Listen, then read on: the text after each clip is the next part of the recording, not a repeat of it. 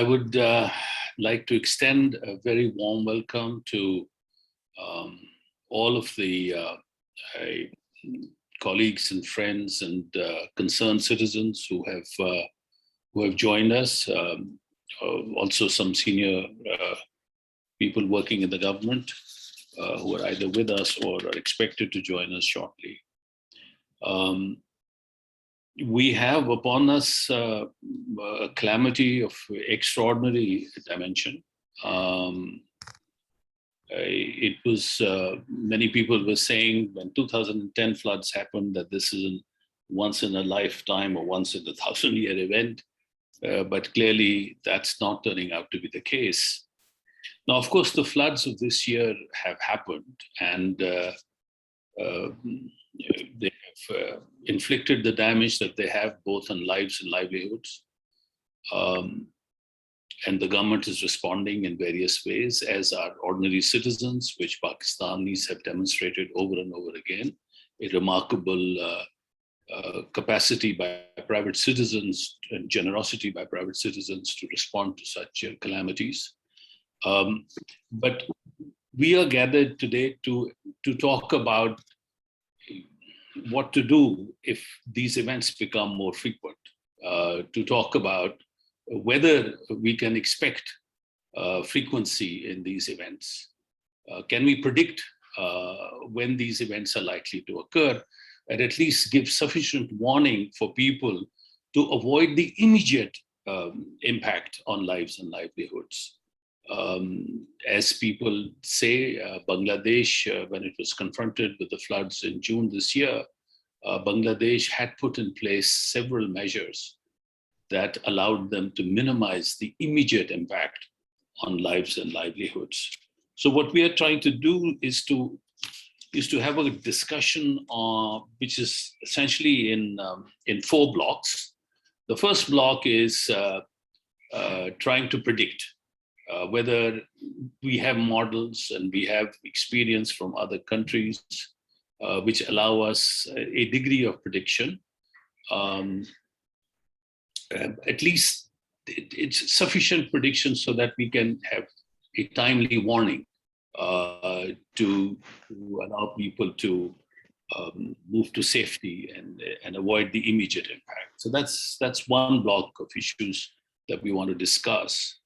The second block of issues we want to discuss is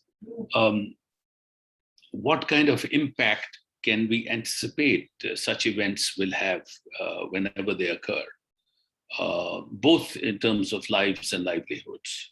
What to expect when these events happen. Now, of course, most of the discussion will be on floods, but the other side of floods is droughts, and so I don't know how much time we'll have to discuss droughts today, but it's great if we can keep both of those in mind, especially in the first block of discussion, which is predictability of such events. And then the third block is response, both the immediate response, in terms of provision of shelter, provision of food, provision of health-related services, and then, of course, the longer-term response, which has to do with trying to mitigate the impact of floods by doing upstream measures, building reservoirs, and of course clearing drains. And related to it is all the governance issues. For example, we know that in 2010, after the 2010 floods, at least in the government of KP, there was a lot of concern about regulations, about building regulations, etc. There was a judicial commission, and yet all of those ignored, and people did what they wanted to do, and some of the horrible visuals that came from the north of the country reflect that people have very short memories. So the question is, what do we do so that people don't have short memories? That there is the regulation has the bite to remind people that there are long-term consequences for which they need to. And then, of course, One is, the state of knowledge as it exists currently in each of these three blocks. But the important thing is, what do we not know? And what are the big research questions that need to be posed?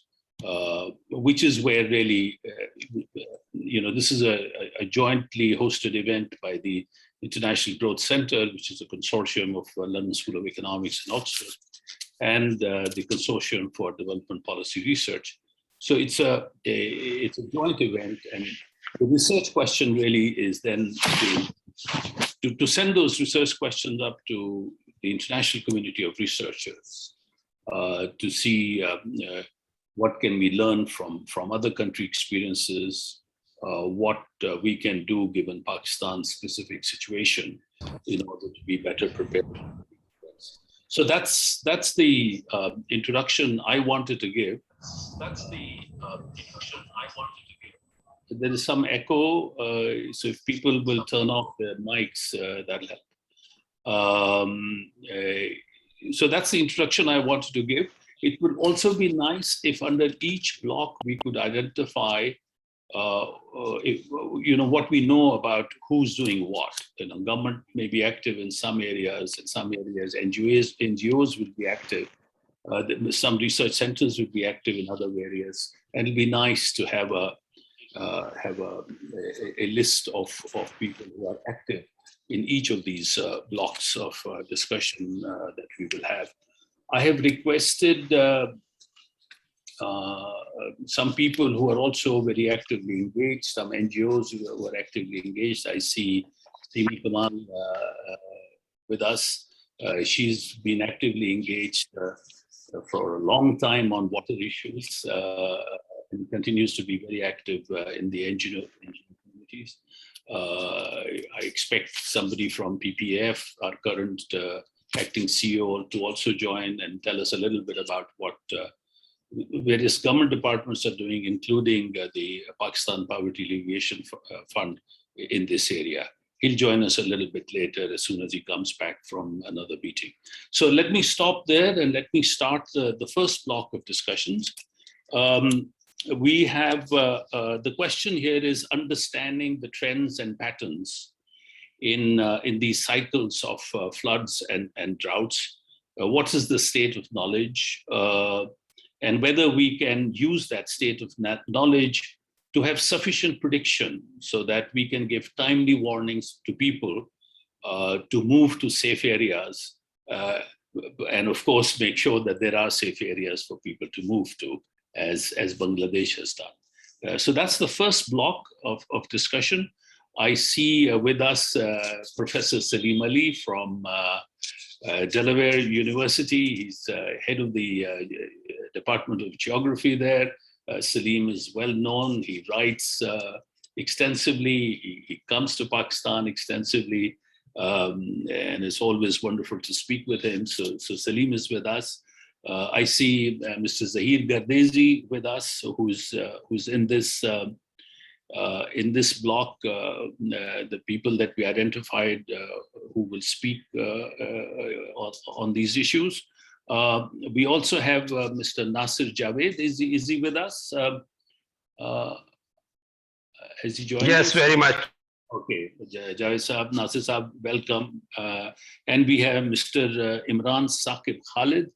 Has Khalid Saab joined us yet? I'm hearing you. Thank you. He has? Yes, I'm hearing you. Oh, okay. I'm here. Great. And Mr. Durrani, Imran Durrani Saab. Okay, so let me very quickly give you. Okay, I'll request each of these gentlemen to give a brief introduction to themselves, and then address the set of issues in the first block.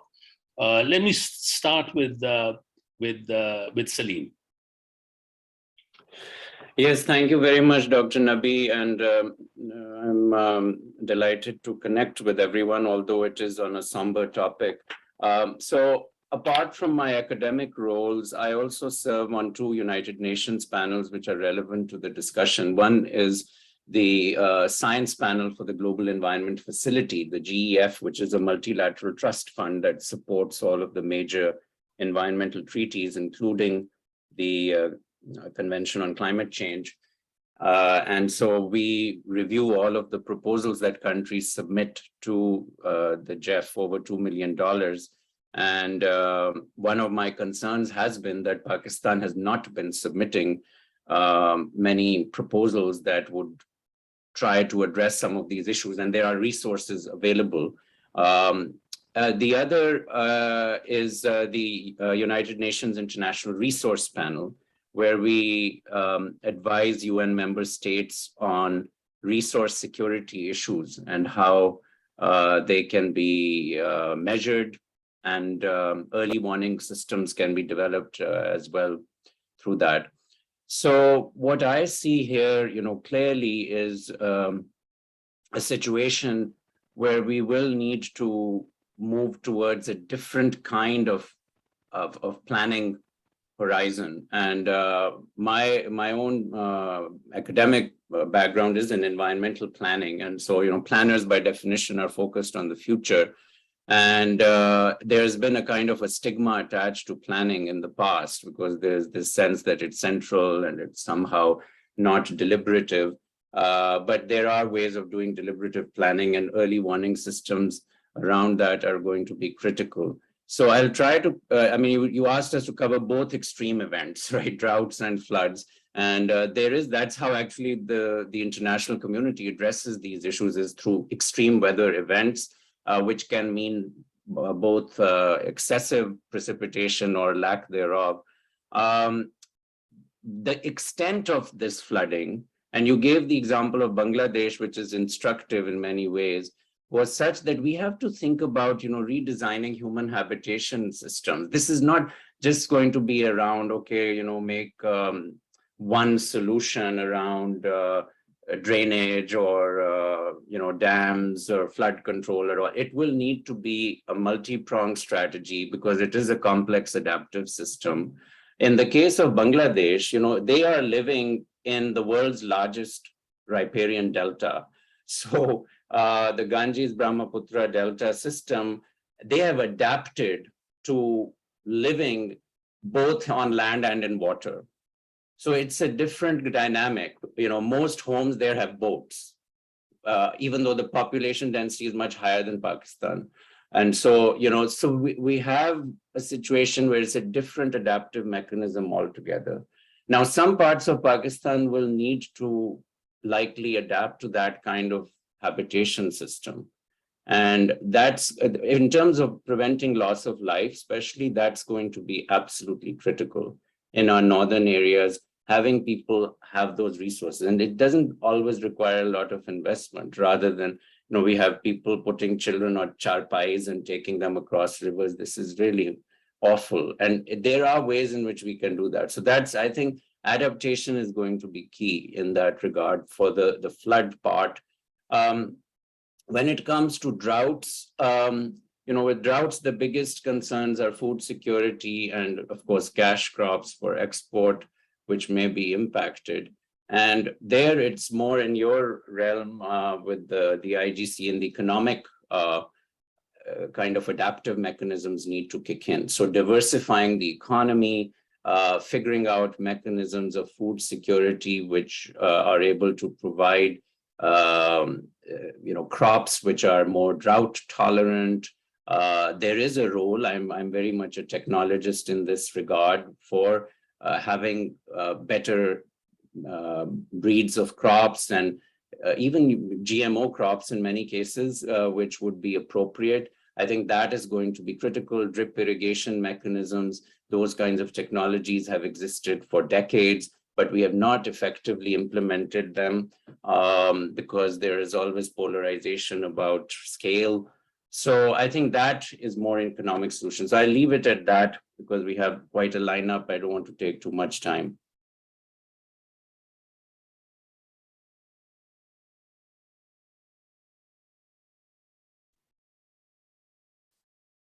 I don't know who is next. But...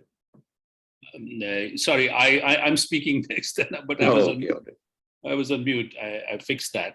I was saying that for those of us who have joined since Salim started speaking, very quickly, we are having this discussion in 4 blocks. The thrust is forward-looking. So the first block is, can we predict these events, both too much water and too little water? And can we predict them in a way that, at least for floods, we can develop early warning systems so that at least the immediate adverse impact on livelihoods can be on lives can be minimized, and to some extent livelihoods as well. So that's where we are in the first block. And Professor Salim from Delaware University, who is also on various UN panels, gave a very brief statement, opening statement on this. Now, I would request the other participants also to spend about 5 minutes in the opening statement, and then we'll open up for discussion. We have half an hour for each segment. So we start with 5-minute statements, then we open up for discussion. May I now request Mr. Nasir Javed Saab to speak. He was he headed the urban unit in Punjab for the longest time and is well versed with these issues. So over to you, Nasir Saab. Thank you very much, Ijaz Saab. Just for a brief introduction, he has been given. My actual work relevant is in the urban unit. And for predictability and this warning, I would suggest my 3 points. The one is the use of technology. And when we say technology, actually, what I mean is that satellite imageries, past floods, and a digital elevation modeling, which is the called dam modeling. If we can use these 2 things, we can actually predict. Approximately to extent that if this much rain or water is coming, where would it go, in which direction, how much area would be flooded. Based on that, we can actually identify high risk, medium risk, and low risk areas. So based on this indicator, we can actually make what I would suggest a vulnerability index for each of the district and cities for urban flooding. And vulnerability index is actually a product of the strength of the calamity or the hazard and the preparedness in that area. So this is a work that actually requires area by area, district by district work, but we definitely need to do it. And our organizations like Urban Unit, NDMA, PMDA, and NDRMF are quite capable of using this technology and making this index, and so that the district administration and everyone knows, fully aware of what the hazard level is and when which area would be in this high or medium or low risk areas. The third I would suggest, which is often missed, is some kind of a real well-placed, prepared community defense mechanism. I mean, I remember in 60s and 70s, we used to have a very strong system of civil defense, and it was quite well organized, and it was used in these war systems, airplanes, air wars, and people would know exactly what is happening. So I would suggest we need to develop that kind of civil defense system where in every tehsil village, people know exactly who are the people who will warn us. And there was a system of sirens and other things. Especially we can learn from the way tsunami preparedness has been done in these East Asian countries. So I would suggest these 3 things. One, I summarize: 1, satellite imagery, dam modeling, and hazard identification, areas of hazard identification. 2, a vulnerability index so that every district tehsil administration is prepared. And 3, a community system of this early warning, rescue, and will immediately mobilize, rather than we start digging the wells once the fire is fire has actually destroyed, and we start making preparations for these organizations and these things. So these are the 3 points that I would suggest to be done. Thank you. Thank you very much, Nasir Saab. May I now request Mr. Imran Saqib Khalid to make his opening statement? Assalamu alaikum. Good afternoon, everyone. Good to be with colleagues talking about a very important issue. Imran San, if you could just give a 30-second introduction to yourself. Yes. My name is Imran Khalid. I work with WWF. My title is Director of Governance and Policy, but I have been working in the environment, water, climate change related fields for the past 20 years. Thank you very much for organizing this. I do have some points that I've written down, jotted down in terms of the question that was posed. And I'll try and link flood forecasting with early warning systems. So this is essentially, as my colleagues earlier have highlighted, it's all about vulnerability management, understanding of the risks, understanding associated vulnerability, and mechanisms for response are all connected. So if you think about, so there's this particular equation that highlights this, and that is flood risk equals hazard time exposure times vulnerability. So it's a product of that. When we're talking about hazard, that means, if flooding is a hazard, exposure, how much water are you exposed to? And then vulnerability it's the condition that makes you vulnerable. A person who's living on higher ground may not be vulnerable. A person who's got enough resources to fall back on, their vulnerability is much better than somebody who's reliant on day-to-day activities to meet their household needs. So it's important to understand this. Next, it's very important that we have accurate data when it comes to forecasting. So flood forecasting is a science, and globally, it's advanced to such an extent that what used to require 24-hour notice back in the 90s can now be accurately predicted over 48 hours. That's how the science has progressed. But the basis of that remains having access to data that is not constrained by legal, institutional, or technical constraints, right? This is something that we are facing. Forecasting requires modeling the path the water would take, right? So we're not talking about where the water is, but what path it would take. So this requires a watershed approach. And it also requires an understanding of past events, not only in the recent past, but also historically. Remember, this is, when we're talking about flooding in South Asia, this is not a new phenomenon. I mean, this is part and parcel of our landscape. One of the things that was quite interesting was that, yes, there was a lot of rain even in Mohenjo-daro as it stands today, but the drainage was such that the water was able to pass through. And then some of that historic site were damaged, but the drainage aspects were still quite good. And that speaks to the indigenous knowledge and the indigenous history of this particular locale, this particular region, when it comes to flood events. So we need to really account for that when we are developing a framework to address these risks, and when we try and quantify these risks. I've talked about the watershed approach, but flood forecasting is a lot more than that. It also requires an understanding of land use planning.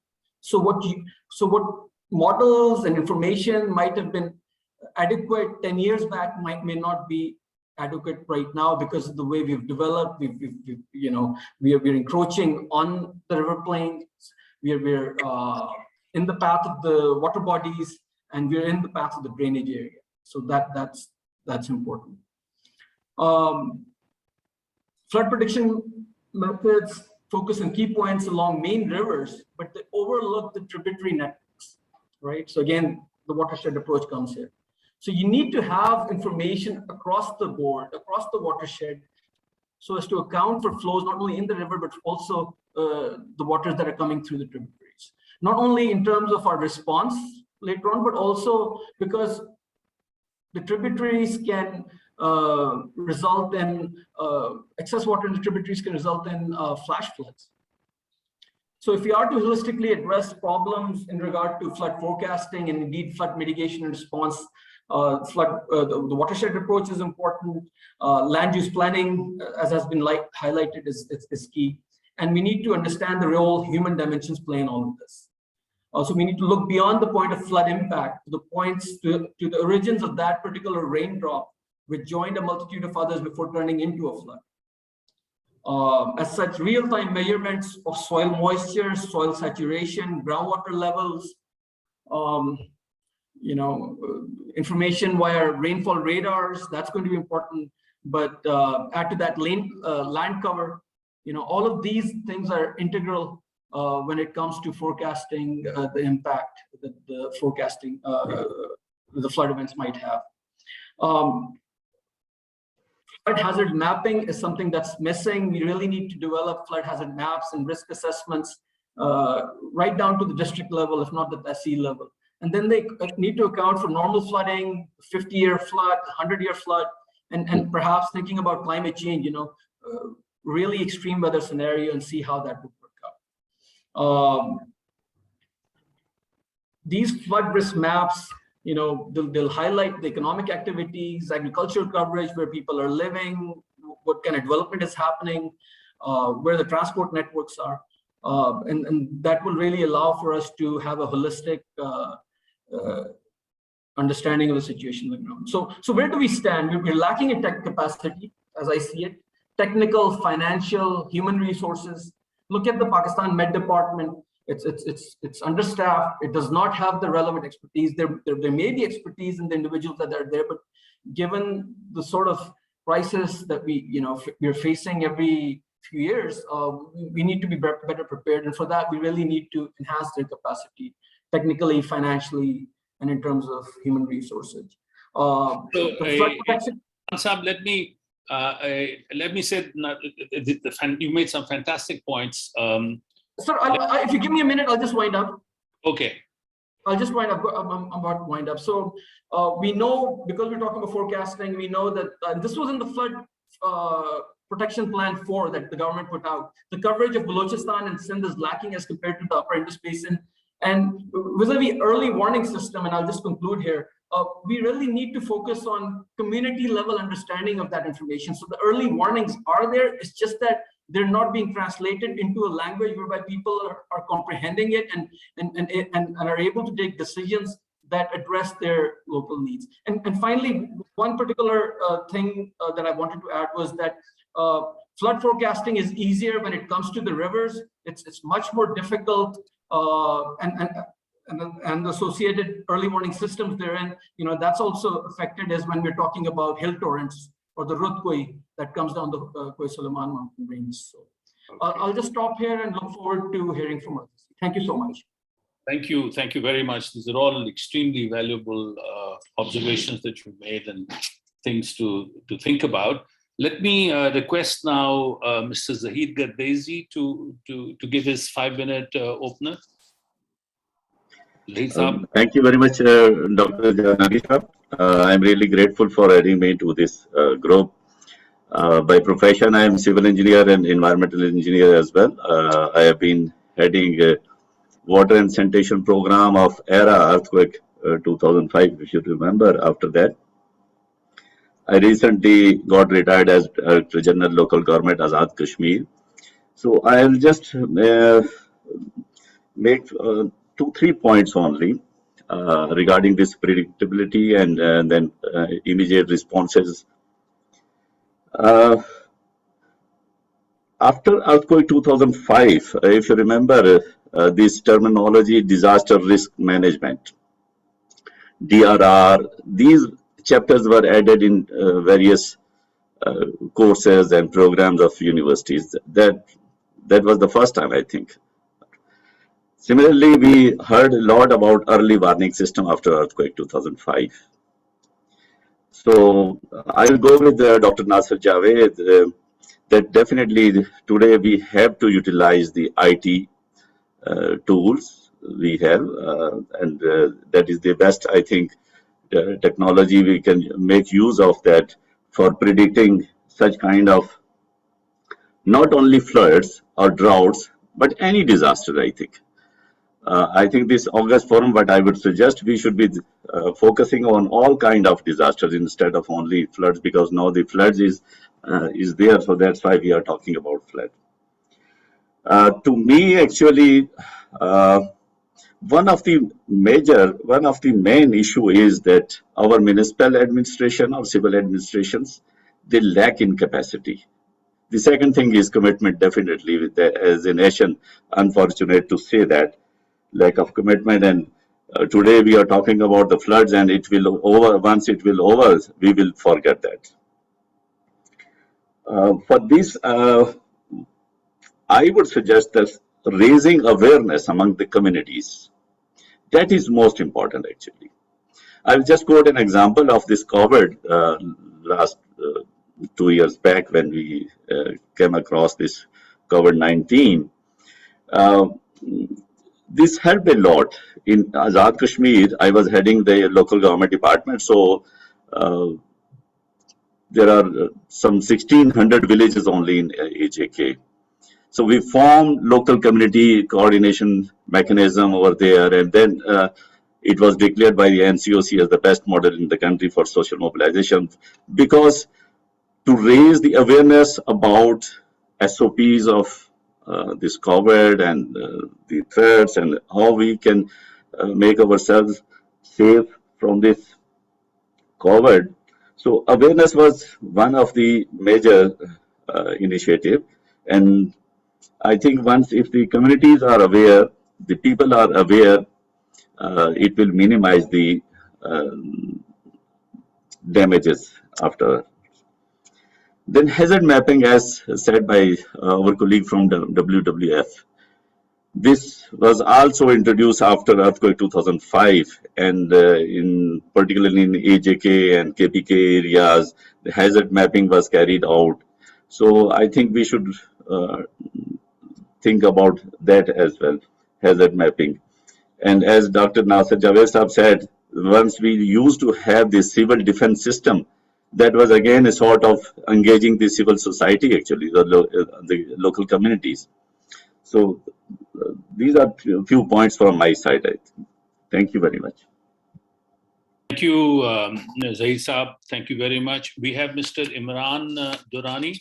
Saab, if you could kindly make your brief introduction and then your 5 minutes.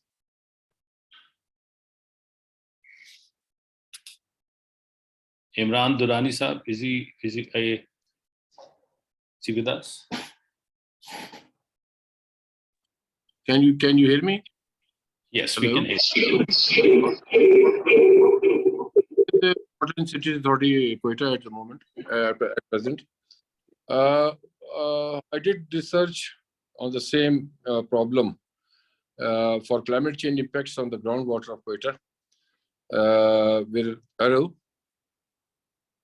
Hello? Can you hear me? Yes, we can hear. Hear you, Okay. Durrani Saab. Okay. So I have my papers which are internationally published. Though working with the government, I'm in the government sector. What I've observed that all these papers, scientific papers, science, which is not being considered by the government, as well as by our MPAs and MNAs. They don't know what is science. And whole responsibility of disbursement of the funds at the moment are in their hands. I think in community with these two disasters or three disasters of flood and earthquake, they are well aware now how to protect themselves, because there was lack of support by the government, and they have a limited resources.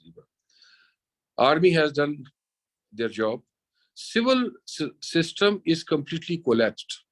So we need restructuring of the departments, of the system, of the funds, where it's going to be utilized, how it is going to be honestly utilized. Disaster management has been made, and the people leading that organization does not have any experience how to make plans for disaster. pre and post both.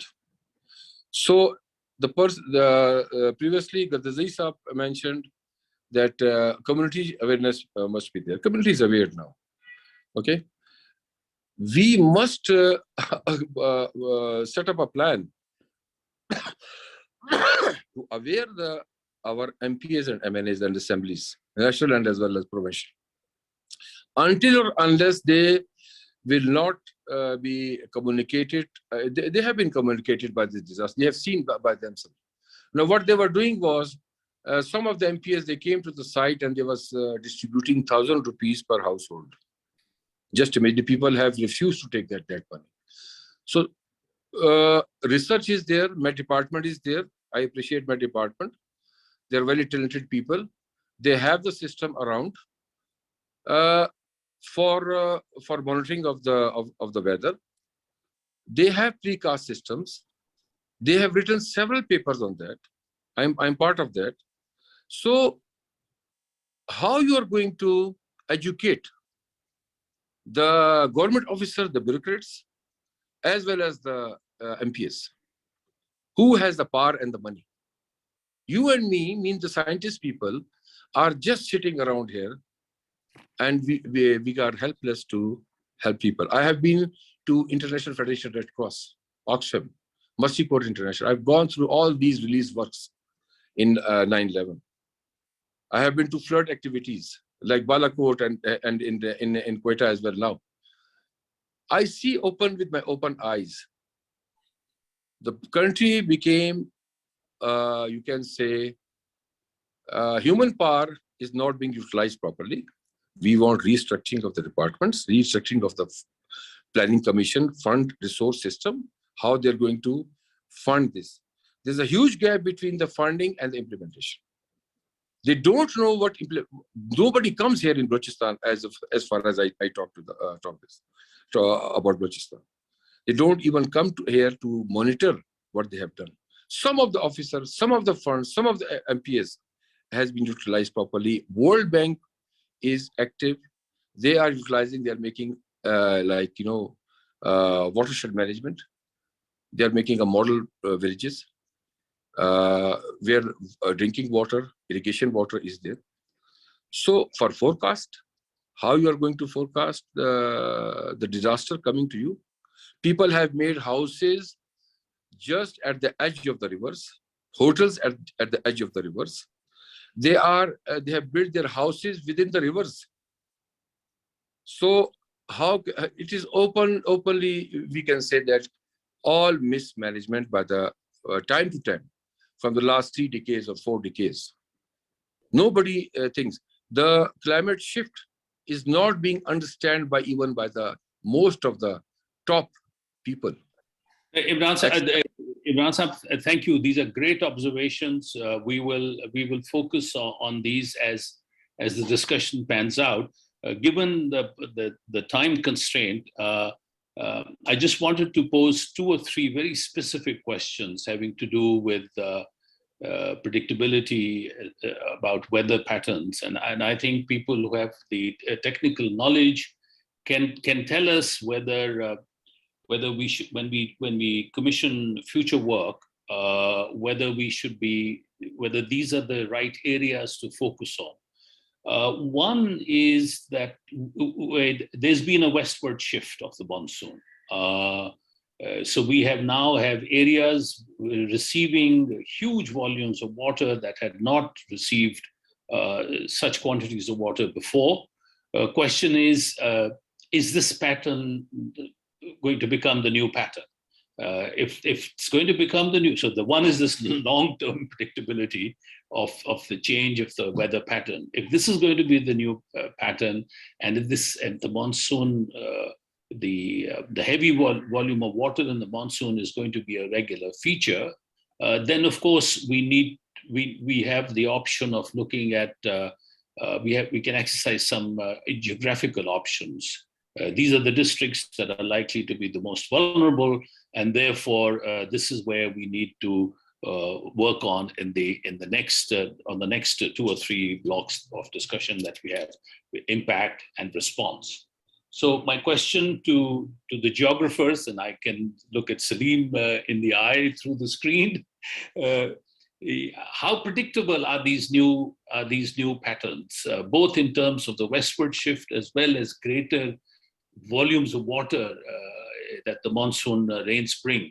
And so what does it mean? You know, Pakistan is a fiscally strapped country. We can't say, you know, we will do flood mitigation in all of the country. We will need to prioritize. Question is, do we have the scientific tools to be able to prioritize? Yes, so with reference to climate modeling, Pakistan's geography is very complex in terms of being able to predict the model, because we have very stark elevation changes in terms of topography, and that complicates how well you can predict these kinds of events. The westward shift of the monsoon is debated within the climatology community, and there are several climate models which suggest that it is likely to happen. There are others which are more uncertain about it. So I think we cannot just rely on modeling. Modeling is also you know, highly dependent on the quality of the data, you know, garbage in, garbage out. And so I think what we need to do is basically have a very nimble system, a flexible system, which can make changes in terms of whether it's modularity of housing, for example. So I do feel we should focus on design solutions, and those should be culturally appropriate design solutions. I think that has been a problem, that we have not been as attenuated to the lifestyles of the average person in terms of you know, making sure those adaptations are supported by them. And that's where we have, you know, anthropologists like Myra Hayat who can probably guide us much better. So that's the kind of lay of the land. We cannot, I think the climate models should be consulted. They should be improved regularly with new data, which we should be providing the modelers. But we need to plan beyond modeling per se. Yeah. Okay. So that's good to know. Although it makes us worry even more that we don't have the luxury of. I mean, you know. Yeah. I mean, just one example I'll give you with modeling. You know, my other country of citizenship is Australia. Now, this is a country with an immensely developed academic modeling enterprise. They have the CSIRO, the Commonwealth Scientific Industrial Research Organization. They have entire retinues of modelers who have done, and yet just earlier this year, they had some of the worst floods, and you know, parts of Sydney were inundated where they were not predicting that at all. So, you know, this is why we have to be very careful. And it's not just a developing country problem. Developed countries are dealing with the same issue. Okay. So the answer is be flexible, be prepared to respond to floods. It could happen anywhere. So it's not a question of saying, you know, let's look at the 100 or 150 or so districts in Sindh, southern Punjab, and Balochistan. Let's just focus on those because it can't be predicted. That makes life a lot harder, I must say, and the response of a very different nature than one where, you know, for example, people speak of Bangladesh's success, but that in the Delta, there is greater predictability. You know what the water flows are and how to respond to those. So that's a useful but a scary realization. So one thing is, you know, this longer term predictability. The other question is, when you know, I mean, we are better able to say that, you know, we'll get more rain, more intense rain next week or 10 days from now or 2 weeks from now. We seem to be better equipped to do that. Then it's a question of early warning systems, telling people, listen, you've got so many days and you should move to safe areas. how feasible is developing early warning systems in the kind of flooding challenges that we will have? Yeah, so as Imran Sahab was saying that the challenge is not the absence of the system. They have been developed over the years, especially because we've had a variety of earthquake hazards and so on. It's how to present that information in a way that the average person can access it. And now with smartphones, technology does provide a solution, because smartphone prevalence in Pakistan is very high, even among the poor. So we need to figure out means of that communication much more effectively. Also guidance, not just sending a beep that, Hoshyar, Khabardar, but people have to figure out, okay, this is what you need to do. And then also it should be brought at the level of schools. I mean, one of the reasons why countries like Japan, which has every conceivable hazard that you can find, from volcanoes to tsunamis to earthquakes to floods and blizzards and everything, and they have developed this at the schooling level. The kids are taught that right at the elementary schooling level. Of course, in Pakistan, we have an additional problem, 30 million children out of school, but that also needs to be addressed. But you need figuring out mechanisms of actually having that instituted at the learning stage, whether through regular schools or home schools or madrasas or through the mosque or however, but we need it institutionalized through those systems. Okay. Thank you, Salim. There are many questions, but I've just been told that we need to move to the next block. We are recording this. We will have follow-up questions. We will come back to people with those questions. The idea is to develop a kind of terms of reference for future work that needs to be done in each of these blocks. So we'll come back to you with this group that gave very valuable suggestions in the first block. We'll come back with follow-up questions. So thank you. Let's move to the next block, which is impact on lives and livelihoods once the event has occurred. How do we measure the impact? How do we minimize the immediate damage? How can we plan to minimize the immediate damage that happens once we have floods? So in this group, we have Mr. Rafiullah Kakar from Quetta. We have Mr. Ali Habib, formerly Director General WWF, and now an environmentalist consultant. We have Ms. Simi Kamal. We have Ghazi Ghazan Jamal, Member Provincial Assembly, KPK, and we have Mr. Ali Safraz Hussain, Secretary Agriculture, Punjab. So what can we learn from other experience, from our own experience, A, to measure the impact once the flood has happened, and B, to try to lower the costs that this impact inflicts on people. So let me this time start with Simi Kamal. Hello, Ijaz. Nice to meet you again after all the COVID years. Yes. And Salim, nice to meet a fellow geographer. And I think we need many more geographers, thousands of them. Agreed. really put back the clock in terms of what human beings have done to Earth. Okay, so measuring impact. I looked at it a little more broadly than just looking at the impact of these floods, because I asked myself the question, what are we measuring? When we say we have to measure the impact, so what impacts are we looking at? So are we looking at trends of climate change as a whole, which includes impact of global geographical change, the ocean currents, the wind patterns, La Nina, El Nino, all of these, and what we expect them to be doing in the next few years, so we have the right context. Then Are we looking at the impact of climate events, which would include these floods, previous floods, and which would include other such events?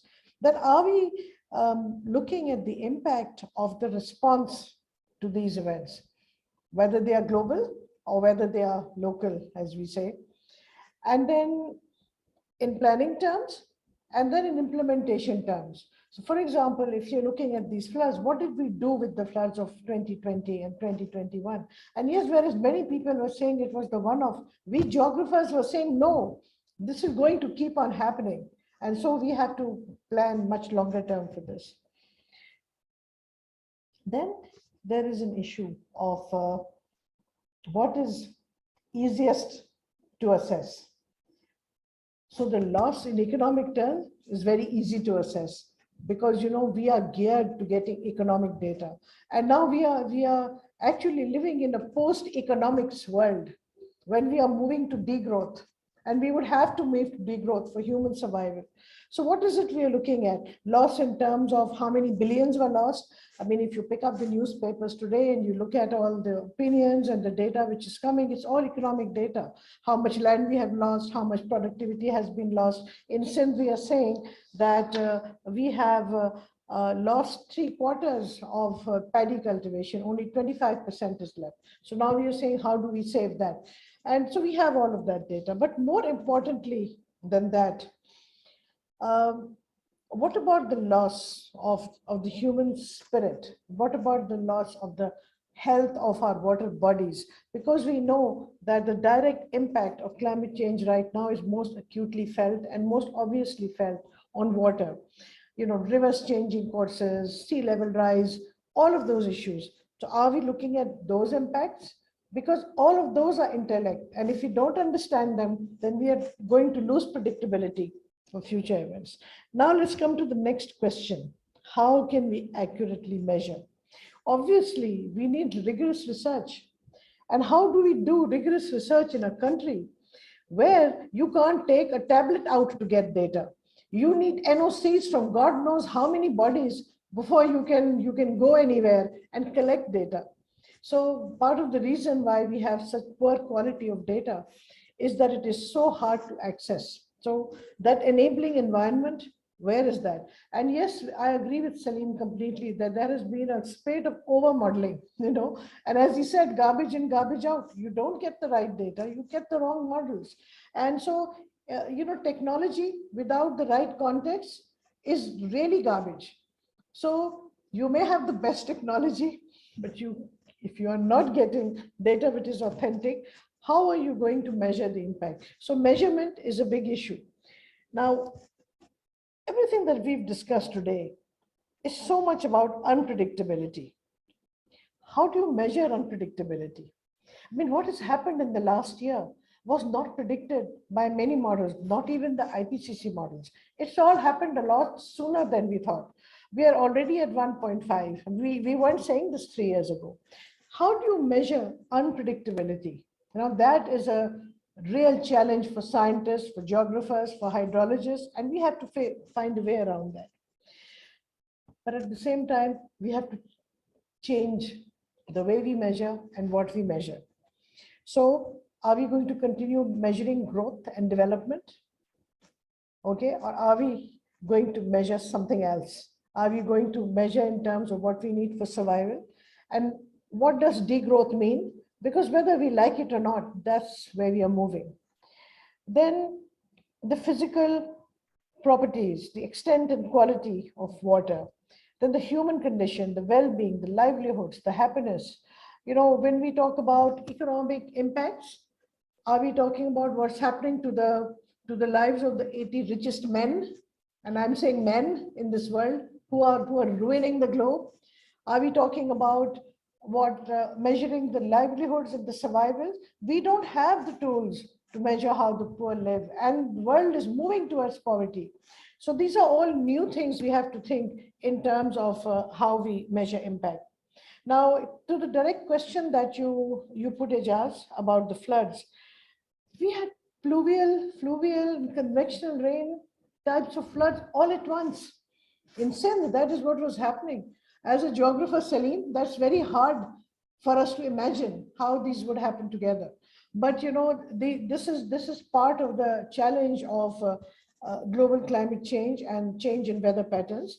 And yes, given the very complex geography that we have, which includes very different topographies, but also very many different natural regions, and also the tropicalization that we are facing. So if you are looking to measure impacts, we would have to do them very differently in different geographical and hydrological regions. And we would have to come up with very different ways to move to the next part, which is how do we respond? So I'm going to stop here. Yeah, and, great, fantastic timing, Simi. I was getting all these chits from people sitting around me. But I think you anticipated all that. But this is fantastic. We made some great points, and I think raising awareness about the lack of predictability is key, and going beyond measuring just the economic loss. I think we should keep these in mind as we discuss the topic. Let me now move to Mr. Rafiullah Kakar from Quetta. Kakar Sahab, 4 minutes, please. I have to make up for some of the time. Thank you. Thank you, Dr. Saab, for organizing this important discussion and giving me this opportunity to share my thoughts. I'll be brief. I'll particularly focus on the context of Balochistan. So there are 2 points that I want to touch upon briefly. In terms of the impact, a lot of what I wanted to say has already been elaborated by Ms. Simi Kamal Saiba very well. So here is what let me, at the risk of repeating some of the points she has already made. First of all, I think it is very important to recognize and understand the differential impact of floods and climate change across regions. So, for example, the province of Balochistan, it is geographically and climatically very diverse. We have at least 6 agroclimatic zones. The impact of floods or climate change is not uniform or same across these regions. So, which then implies the point that we need to be very cognizant and sensitive to these regional variations when we are trying to understand the impact and come up with potential solutions. So, for example, in the case of recent floods, we had hill torrents and flash floods in the north part of Balochistan, where we have mountainous terrain. There are valleys.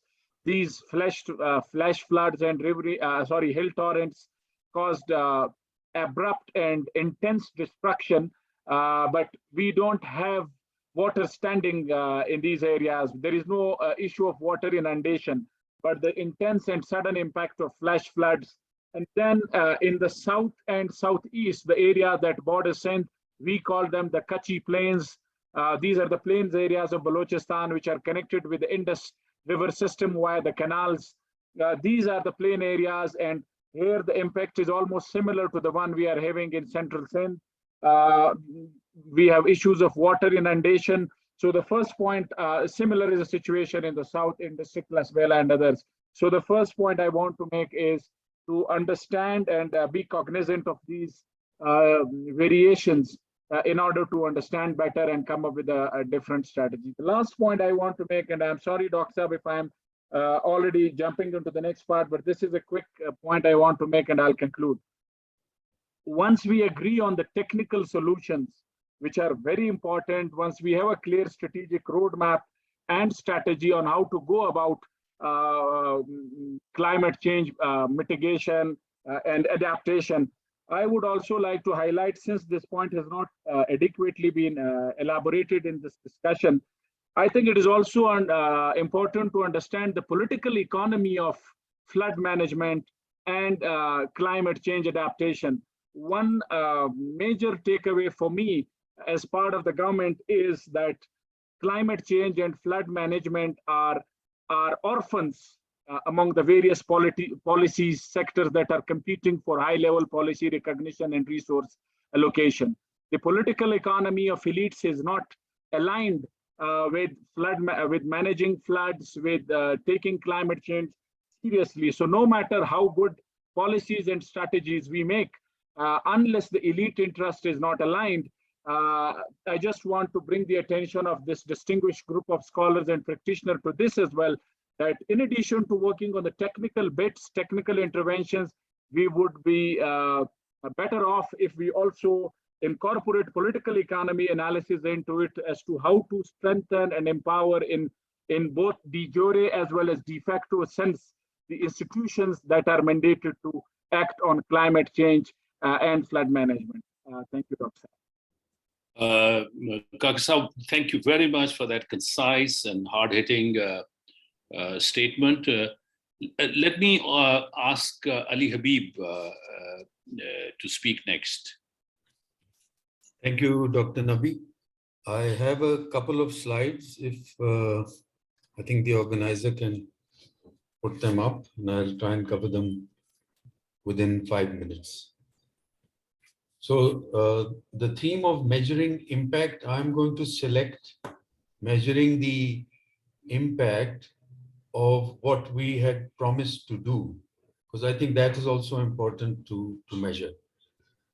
So this is just a recognition that yes, certainly we expect that rainfall in Pakistan will increase and the average temperature will rise. As everyone knows, the higher the temperature, the higher the moisture carrying capacity. Next slide, please. Pakistan has developed a very comprehensive plan to cover both adaptation, that's living with the hardship of climate change, and to reduce greenhouse gas emissions. It's quite a good comprehensive document submitted last year by Pakistan at the UN Climate Convention. And I have just selected one example from adaptation, one from mitigation.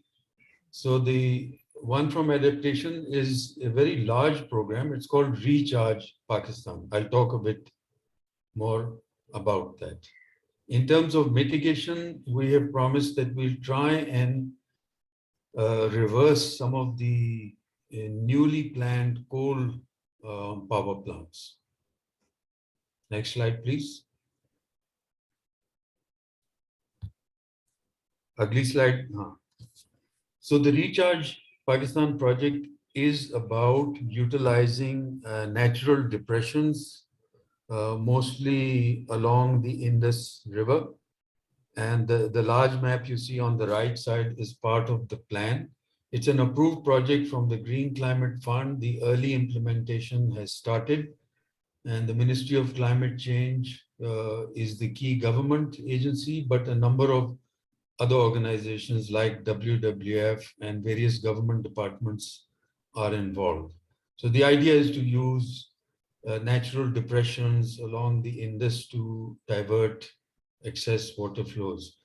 And you can see that there is quite a linkage between the 2022 affected regions and those that are planned under this Green Climate Fund project. The Green Climate Fund project for Recharge Pakistan, it was started being conceived after the 2010 floods. Next slide, please.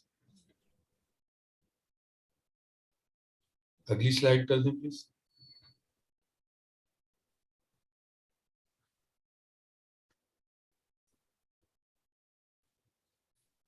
So this is also from the same project, the Recharge Pakistan, Manchar Lake. There's quite a plan around Manchar Lake, and you would have all heard about the problems the 2022 floods are creating. Next slide, please. In designing this project for Pakistan, there was a lot of knowledge exchange with the project in China, which ended up, next slide, please, restoring a lot of their natural floodplains back to its more natural dynamics, which is letting the water come out of the river, come back in. And the amazing thing is, just by restoring the wetlands, the natural water bodies near rivers, the Chinese were able to enhance the water storage capacity to the equivalent of the Three Gorges Dam, one of the largest dams. So dams is not the only solution. There are nature-based solutions available as well. Next slide, please. This is just a reminder for everyone. A very comprehensive flood inquiry report was done by the Lahore High Court, in which a large number of recommendations were made. Lots of systemic problems were identified. So I'm just going to highlight one example from that. Next slide, please. So a large number of geographic floodplains of Pakistan that are actually part of the design of the irrigation department to allow excess river water to flood pond areas, adjoining areas of rivers have been illegally encroached. And these details have been given in the Flood Inquiry Commission report. I'm glad there's the politician in our panel, because this report highlights that a politician has illegally encroached wildlife sanctuary and riverine floodplain area. And this satellite image is from 2009. The flood inquiry obviously happened after the 2010 floods. This particular politician promised that he will leave the area and not encroach it illegally. So next slide, please. Unfortunately, this is a satellite image of 2021, and the illegal encroachment has increased rather than following the flood tribunal's recommendations. And by the way, this also happens to be a wildlife sanctuary where no hunting is allowed. And this area was being managed as a private hunting reserve for this politician. So I'm just taking this information from publicly available documents. My last slide, please. So my key recommendations, of course, the recommendations can be comprehensive, but what I'm suggesting is these are systemic problems. If we can implement some of these actions, we will have to address systemic issues and therefore the chances of doing many other good things. So as I mentioned, the Pakistan government submission to the UN FCCC last year is a comprehensive document with lots of promises and plans. So I just picked 4 of them. If we can do these 4, we would be doing a good job. Recharge Pakistan, I mentioned, relates to adaptation. The next 3 link more with mitigation, conversion of mobility to electric, enhancing renewables, and decommissioning of coal power. I think it's important to highlight that of 6 to 7 coal commissions in the Thar area, of course, there are a few that have Chinese investors, but 2 of them are linked with the London Stock Exchange listed companies. And the UK government now has a climate law and might be more easy to convince for them to decommission their investment plans in the Thar area. And finally, the 2010 Judicial Flood Inquiry Tribunal report has a lot of practical recommendations which can help to mitigate future floods. Thank you. I'll stop there. Thank you, Ali. This is fantastic. There's a lot of information there. Let me remind everybody that this is the purpose of today's roundtable is to develop a sense of where things are and in terms of reference for future work. And so all of these inputs are extremely valuable. So thank you, Ali. Is Mr. Ali Safraz here and Ghazi Ghazan, Jamal, are they both here? Are they with us? What I'm going to do. I'm here. Okay, so Ghazi Ghazan Jamal is here. Is Ali Safraz here? Okay, so what I'm going to do, Ghazan, is I'm going to take advantage of the fact that you're a politician and we'll all hold you accountable at the end of the discussion. So let me move forward right now to the next block, and which is on how can we respond to the emergency, and let me request Mr. Rafi Alam, an eminent lawyer and environmentalist, to give his 4-minute statement. Thank you, Rafi. Thank you, Dr. Saab. Such a privilege to be able to be invited and to participate. I'll be very brief, Ji, because although we're in the middle of this catastrophic flood, this is not the only climate event Pakistan has faced this year. It's the third. We had the air pollution and the heat wave, and now these floods, and now a different type of heat wave in parts of Sindh where we're getting the wet bulb temperature because of the humidity. And I might also add that despite the fact that great parts of Sindh are submerged, there are still districts in Sindh that are water scarce at present. So what we have to respond to are extremes every single year. It's very difficult to track this because it's only going to get hotter from now. This is the coolest summer for the rest of our lives. So I sort of, being a policy law person, would like to see a governance framework that's very flexible to respond to events. It's not just focusing on one climate event like floods, but being able to respond to a number of them. I appreciate the very comprehensive inputs by Ali Habib Saab, especially his recommendations on the areas to focus on. But given the extreme heat that we're going to see in Pakistan the next few years, I would add to that list heat wave management, both for irrigation and in our urban areas, which will require retrofitting buildings to make them safe for people to inhabit. I think, therefore, we need to think about having some sort of plan about ecological transformation.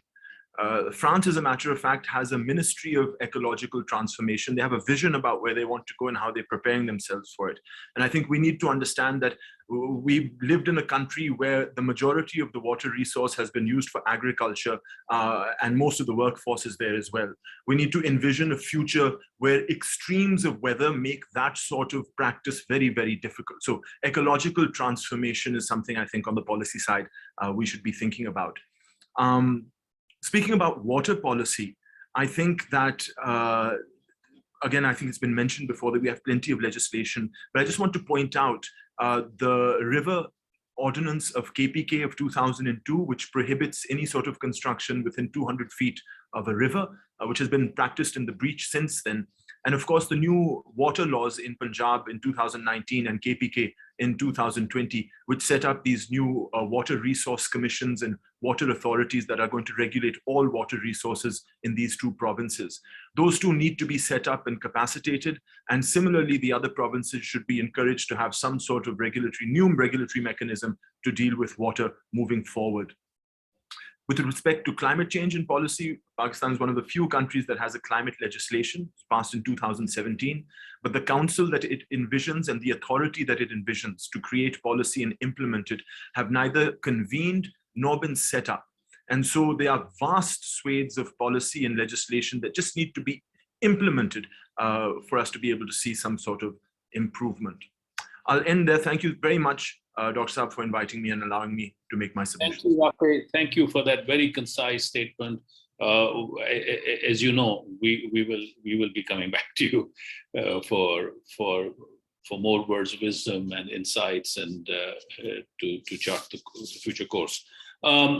We have with us Aisha Salma from Pakistan Poverty Alleviation Fund, which has been very active in responding to the immediate crisis, and it gives some. And Aisha has developed a framework for responding to these, which is useful to keep in mind as we chart the future course of research in this area. Aisha, can you give us a 5-minute summary of what you're doing at PPAF?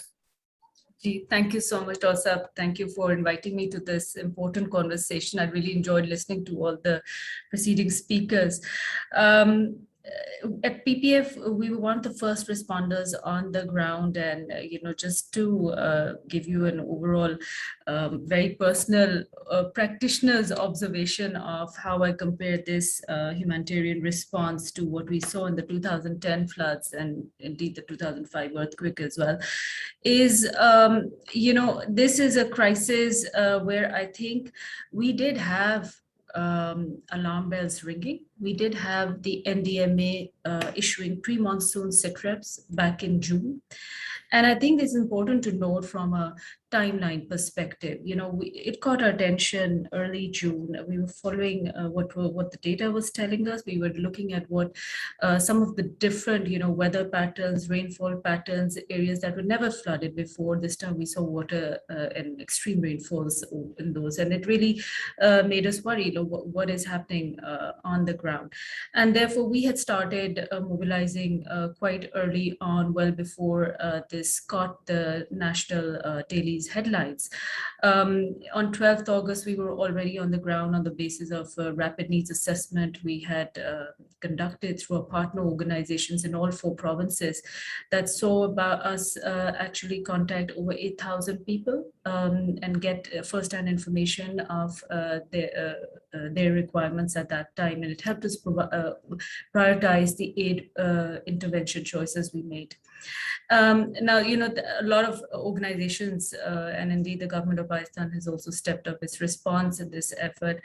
I just couldn't help reflecting just based on my own experience of 18 years in responding to various humanitarian crises, type 4 emergencies, is that, is it really the lack of data, or is it our ability to make use of this available data? In this particular crisis, I think we had enough information coming from the Met Department, from NDMA SITREPs, irrigation departments. Early warning signs were there, but who was listening to that? Right? In many parts, just after we celebrated the 14th August 75 years Diamond Jubilee celebrations of our country, we were actually on ground in Sangar, Shahid Benazirabad, and Thatta, and those areas were submerged already, right? In those areas, it was a very difficult response. We hardly saw found any dry space to put up camp to distribute ration packs. So just from a very, on-ground perspective, I think it's really important who's listening to the data. And I think for me, the main lesson was we need to enforce the mandate to act. Now, fast forward a few weeks. Last week, I was in Deir Khan, DG Khan, and Rajanpur, some of the worst affected areas in southern Punjab, right? And I went right down to Tehsil Rajanpur as well as Rojhan, which is right at the southern tip of district Rajanpur. One of the things that I heard directly in those communities which set the response apart from the Sindh situation was there was early warning system. Communities were informed by the state authorities. The Punjab PDMA, Provincial Disaster Management Authority, was seen to be in action. They had distributed the bulk of the tents to that area. Water tankers were coming in daily. I saw that with my team firsthand. Livestock tankers were coming. So I think, and lives were saved, right? Every community I went to, some areas we had to access by boat because these are submerged areas still underwater because they'd received 2 weeks of nonstop rains. And this was an area where, typically this is a flood-prone area, but it's the river Indus banks that get flooded in this area. This time it was the hill torrent phenomena from the Kohi-Suleiman range. So a weather pattern clearly changed, people still in shock, but loss to lives was minimized because of the Rescue 112 and the armed forces response. And we saw that firsthand. So I think where there's, where there is good humanitarian first response in and rescue relief operations, lives have been saved. Where that hasn't been done, of course, we're seeing those devastation numbers grow. At PPF, Dr. to your point regarding how we measure, quality, we follow the SPHERE standards, which is an interagency humanitarian accountability standard. Been in the sector for 24 years, that tool, and it helps us make sure that we are accountable to the people we are serving, not only on the quantity of the goods that we are providing, but also their relevance and the quality. And we measure, even areas such as gender protection, safeguarding, which is of increasing concern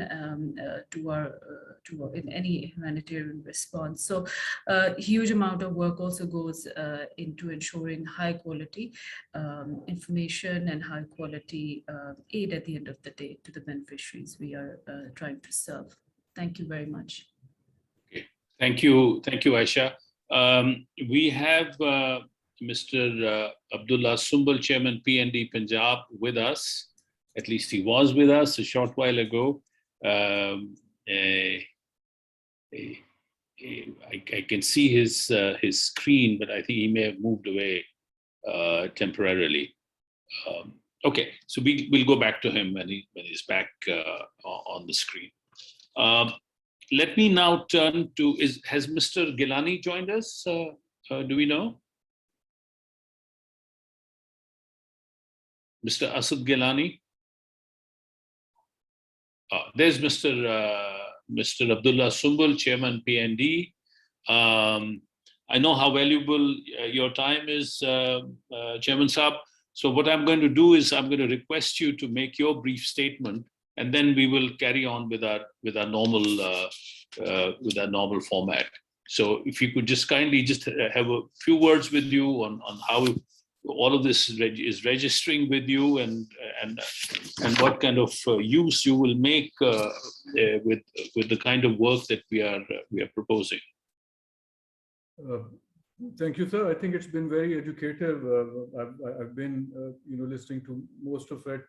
Unfortunately, not the whole of it, because there is something that is going on simultaneously, right here, and I'm kind of distracted. So my apologies for that. But I think what has been said makes a lot of sense. What Salim Ali Saab initially told us about, the ground realities and the way they have changed over time, and we have a landscape which is so remarkably changed, and the fact that many of the speakers, maybe not in so many words, but did allude to the fact that we basically are always in a reactive mode, and the proaction that is so highly desirable is lacking.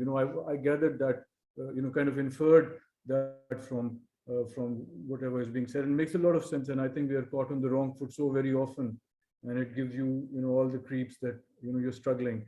And especially talking on behalf of the government, I would like to submit in all earnestness that yes, there are so many systemic deficiencies and handicaps that most of which are well known, but still we don't seem to come to grips with that. And the reactive mode is also then very haphazard, and it's always suboptimal.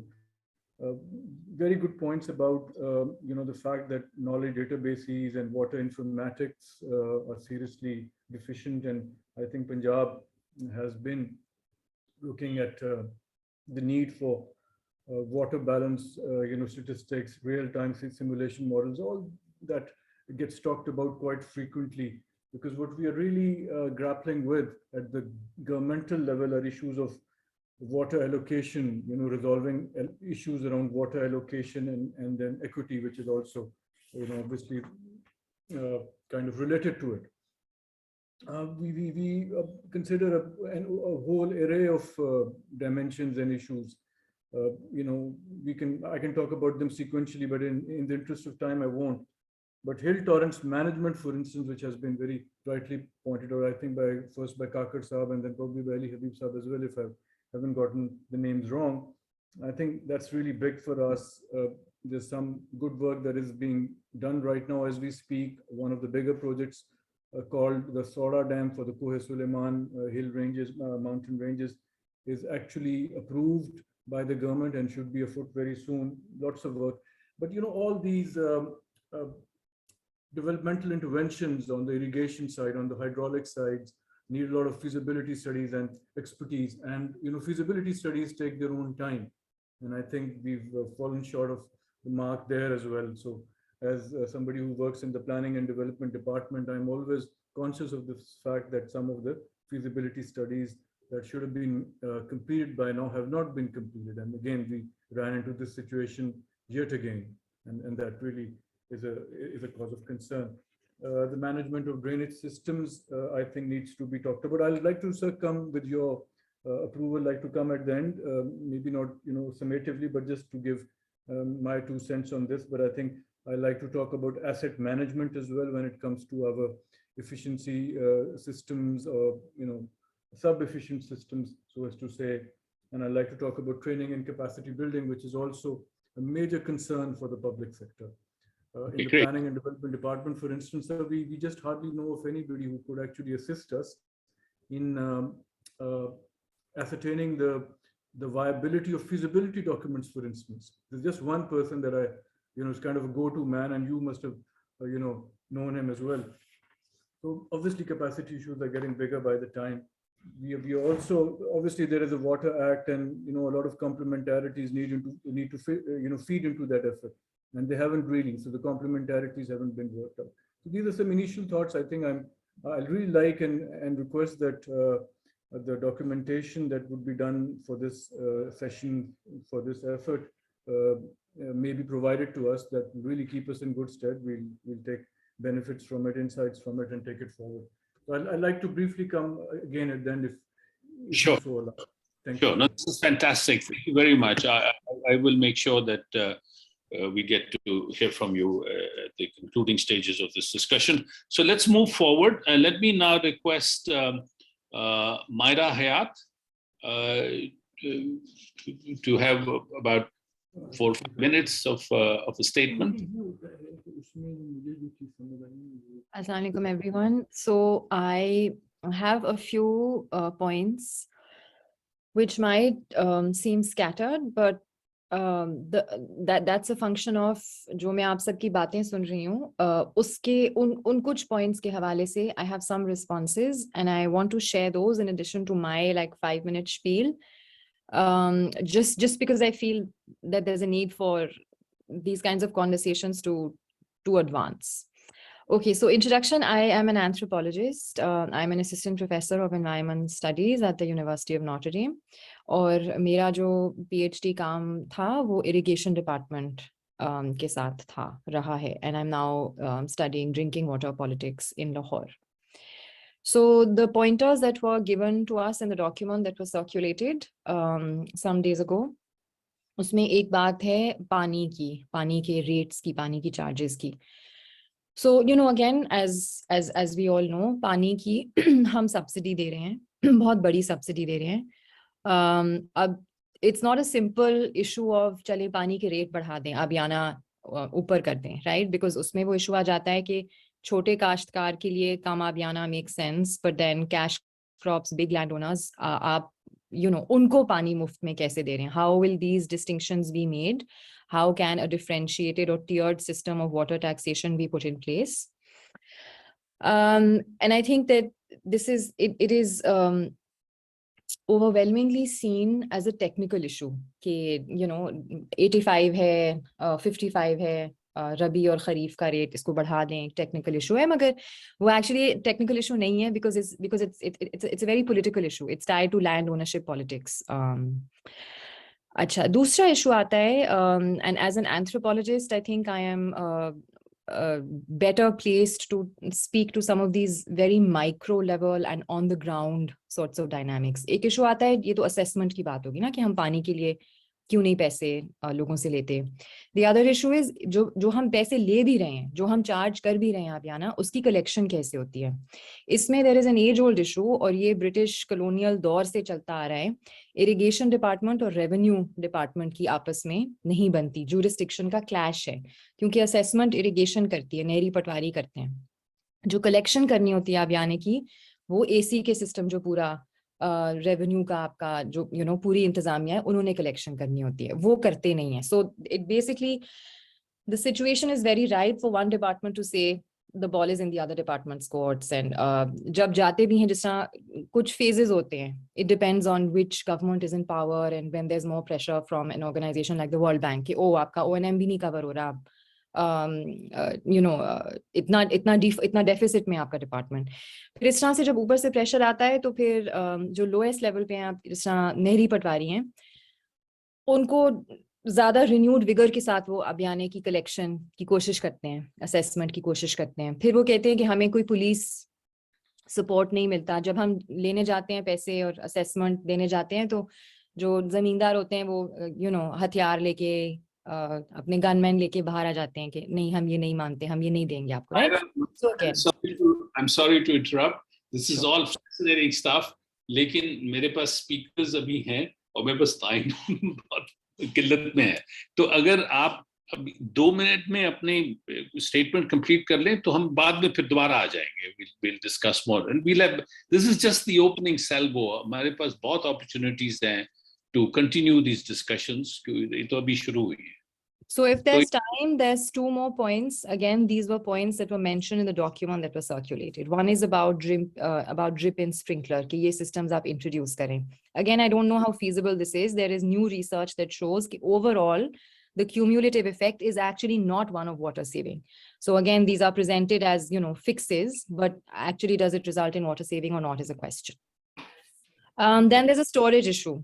अक्सर बात होती है dam बनाए ना बनाए, aquifer storage कर लें. Aquifer storage पे भी सवाल रुक जाता है, जो एक्चुअली रुक नहीं सकता, बिकॉज फॉर इंडस प्लेन्स में जो आर्सेनिक का लेवल है और एक्सटेंट है, it makes aquifer storage inoperable in large parts of the Indus Plains.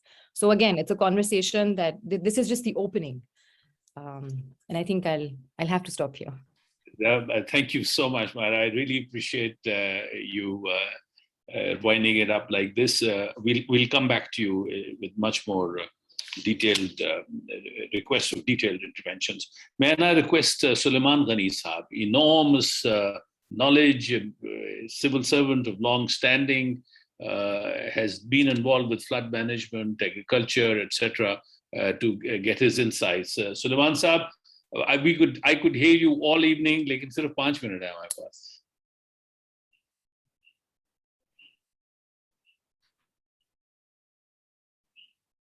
Hello, is Suleiman Ghani Saab going to speak? Hello. He's unmuted, but he seems to have some audio problem. Yeah, he's not muted. I can see that. Okay, maybe we can come back to him.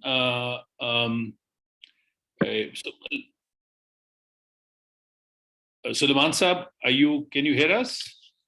No. Okay. May I request Ali Sheikh Saab, Ali Tawqir Sheikh Saab, if you could kindly make your 5-minute statement. Thank you. Thank you, Dr. Nabi. Just 2 or 3 points in 4 or 5 minutes that I have. First, I think we need to understand what do we have at hand. These are not our typical riverine floods that we are prepared for to an extent, or for which we have early warning systems and the infrastructure. These were 6 meteorological accidents, all connected with each other. First one we had was the glacial outburst in Upper Indus Basin. Then we had urban flooding in Karachi, Hyderabad, and some other cities. And then we had Balochistan torrential rains and a runoff that robbed us of the topsoil. From there also flew the flash floods from Koh Salman to southern Punjab and lower Sindh, Kirtan National Park. This was followed by rain outbursts that came from Gujarat and Rajasthan to central Sindh in Sakhar, Khairpur, and the adjoining districts. And finally, then we had a cloud outburst upstream Nowshera on Kabul River Basin that, as we all know, is a tributary of Indus. So what we have is an extremely unusual meteorological accident reinforcing with each other. And I like to share the optimism of Salim that we hope that this is not the pattern or not beginning of a pattern. Please remember, all this happened when Mangla Dam was not full and Trabela has just filled, and we are not even lowered their gates that usually cause flooding. So having said that these are not the floods that we are talking about, and therefore the question 1 and 3, in my view, are not really connected. There is no linear linkages. Where do we go from here? I would like to make 3 principles that I think distill out of the damages that we have at hand. 1 is that get out of the way of water. Let it flow. Do not obstruct. Anything that will fall on water's way will fall. We cannot have dikes all over. So therefore, the first thing, and if we need to improve our governance and make our laws more stringent, for example, law exists that for 200 feet, there cannot be any construction. So revisit the laws, make them stringent, and ensure the compliance. And this is an important part. Second, if we want to frame it in the context of climate change, then kindly remember that vulnerability is an extremely local issue. The solutions cannot be top-down. And there's no other solution that I know of short of local government, which is empowered and resourced to deal with local environmental and climate change issues by extending municipal and environmental services, such as storm drain and other such things. And third, and finally, in this regard, most of the losses that we have show us that fewer human beings die, 1,200 so, unfortunate as it is, a much lower percentage of people affected compared to the houses that were demolished or damaged, over 1 million. And that shows that the construction standards are absolutely poor. Pakistan Engineering Council need to get its act together, have the new laws, new technologies in place to make sure that the construction standards are improved for residential areas as well as for commercial. Now, this gives me my final 2 cents in 1 or 2 sentences. 1, conditional grants that we are doing right now is counterproductive and will not bear any fruit. We need to have a BISP-like special purpose vehicle for extreme events.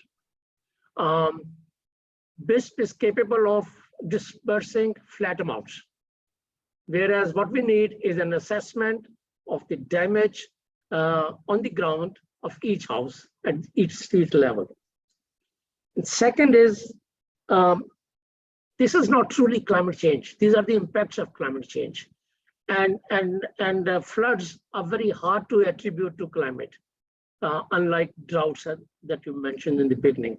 Therefore, we need to focus on the true climate change issues, that is the slow onset that erodes the ecosystems and their carrying capacities and reduces and depletes the groundwater and results in glacial melt and increases the incidence of droughts or seawater rise or others.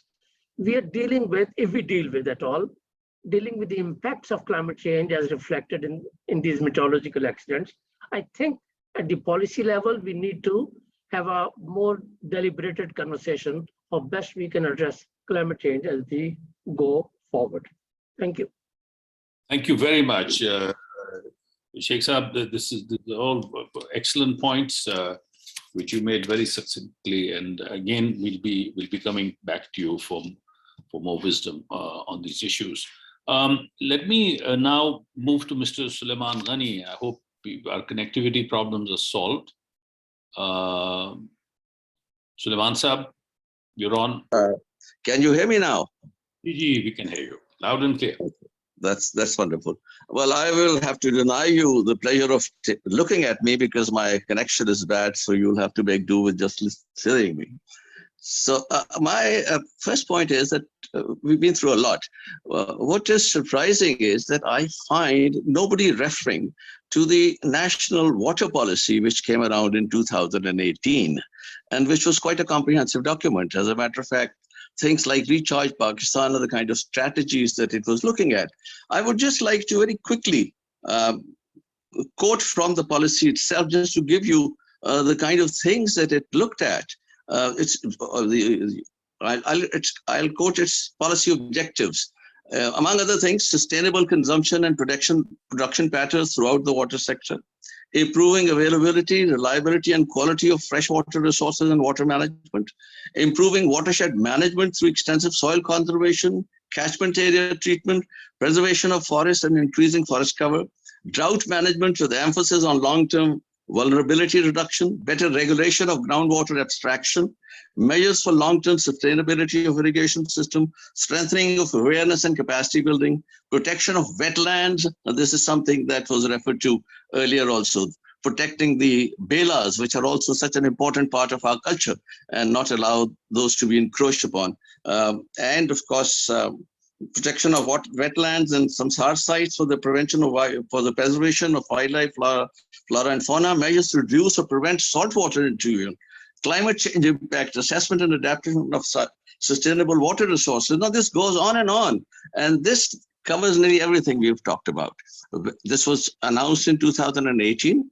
And after that, they were to sit down with the provinces and develop plans and strategies to implement it. Very obviously, we need to revisit the policy because we have to now take into consideration what has happened after the policy was formulated, and I'm referring to the 2022 floods.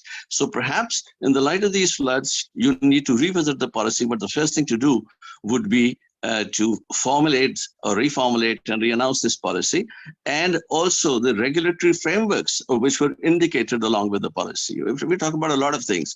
We talked about how, Sheikh Saab just mentioned the nature of this flood. Now that has to be understood. This was not a riverine flood. Our floods, largely the riverine floods, have normally come in the basically Chenab and Jhelum, when these two, the peaks have coincided. That's when we've had the floods, the largest being in 1997. Post that, we've only had floods in the Indus. Now, floods in the Indus generally, even the 2010 floods were not as devastating as people had thought, because the Indus can take high floods. So what you have today is actually not river floods, but basically hill torrents or flash floods, which are rain-fed. And you have rains in Sindh like they've never happened before. There are districts in Sindh which have received more than 600 times more rain than they've ever had before. So these, essentially speaking, what is happening today is the impact of rains. Now, as rains, again, as somebody pointed out, let's hope that this confluence does not take place again, because we were looking at two very, very hot months, May and June. And then, of course, this was further complicated by, which meant anyway that there was going to be a heavier and longer monsoon.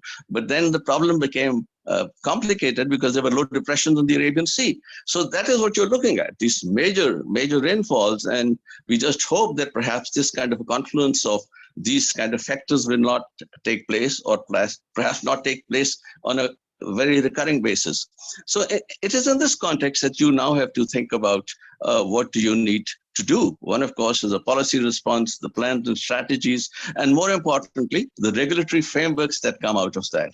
And that, of course, talking about the hill torrents, Abdullah Sambul mentioned some infrastructure arrangements which can be made, a dam. There were also I think a project designed for the road koi system of DG Khan, which was very well designed under the national drainage policy, but it never really was executed. So there are perhaps these kind of interventions that you can make, but more importantly, it's a question of how you sort of how your responses are triggered, how well prepared you are.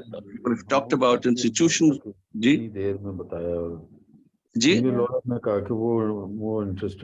Ali, you have to turn your mic off. Oh, I'm sorry. I thought you were saying something. So essentially speaking, if look at how the flood has gone.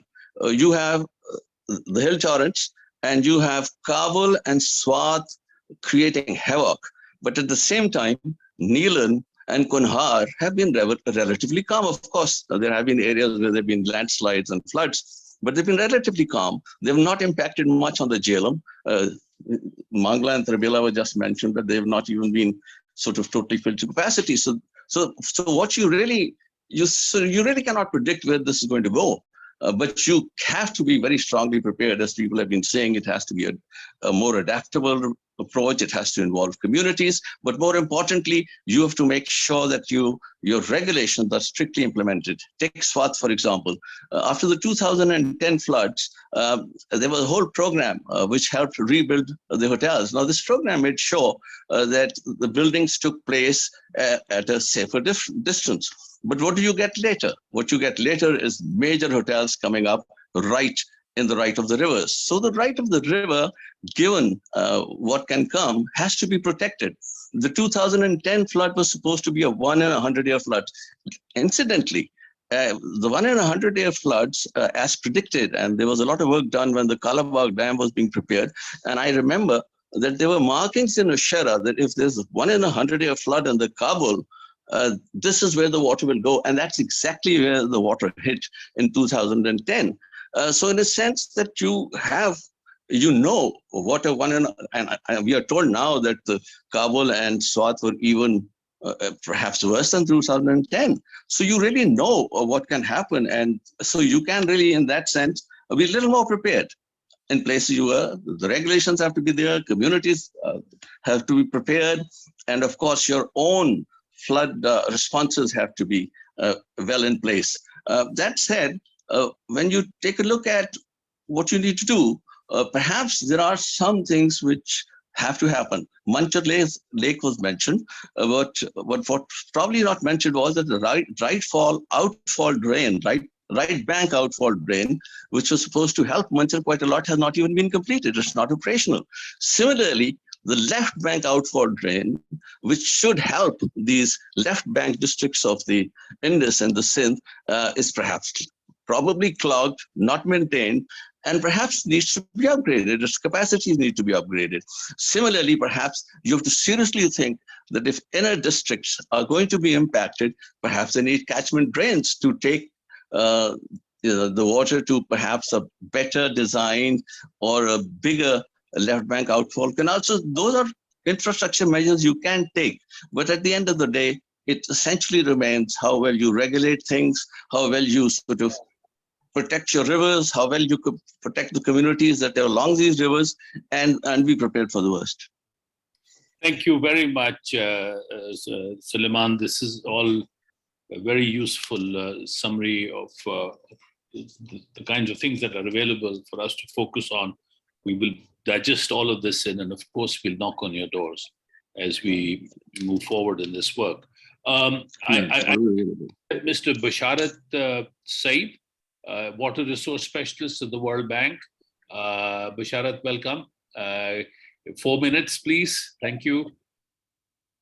Thank you, Dr. Ijaz Nabi, and I won't take too long. Some of the people who have spoken before me, I consider myself an honorary and perpetual student of them, so I don't know how much more I can add. There was a part in the write-up that you shared which spoke about how to create fiscal space for some of the solutions. So I figured I'd speak a bit on that. I've recently worked on a paper for the World Bank, which looks at wasteful and environmentally harmful subsidies in agriculture and water. And I think that's a good starting point. We can always mobilize more funds, including external funding or loan funding, but we also need to repurpose some of the existing recurrent expenditures that not only are environmentally harmful, they don't serve the purpose that is used to justify them, which is that it's supposed to help the poorest farmers or urban sort of food consumers.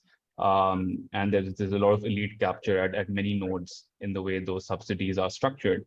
And they also send perverse signals to farmers when it comes to what is the demand that's coming from consumers, be it for cash crops or for food crops. So we looked at the estimate is we did 2 public expenditure reviews for Punjab and Sindh, and we see that on average between $2.2 to $2.6 billion every year are spent in the form of agriculture and irrigation sector subsidies. Of course, we define subsidies a bit loosely. For example, for irrigation, we look at what we call revenue gap financing. So that's all the expenditure that irrigation departments in Sindh and Punjab get to make up for the lack of revenue generation to fund their own operations, right? So in Sindh, it's about 94% of the irrigation department's operations come from the general provincial expenditure.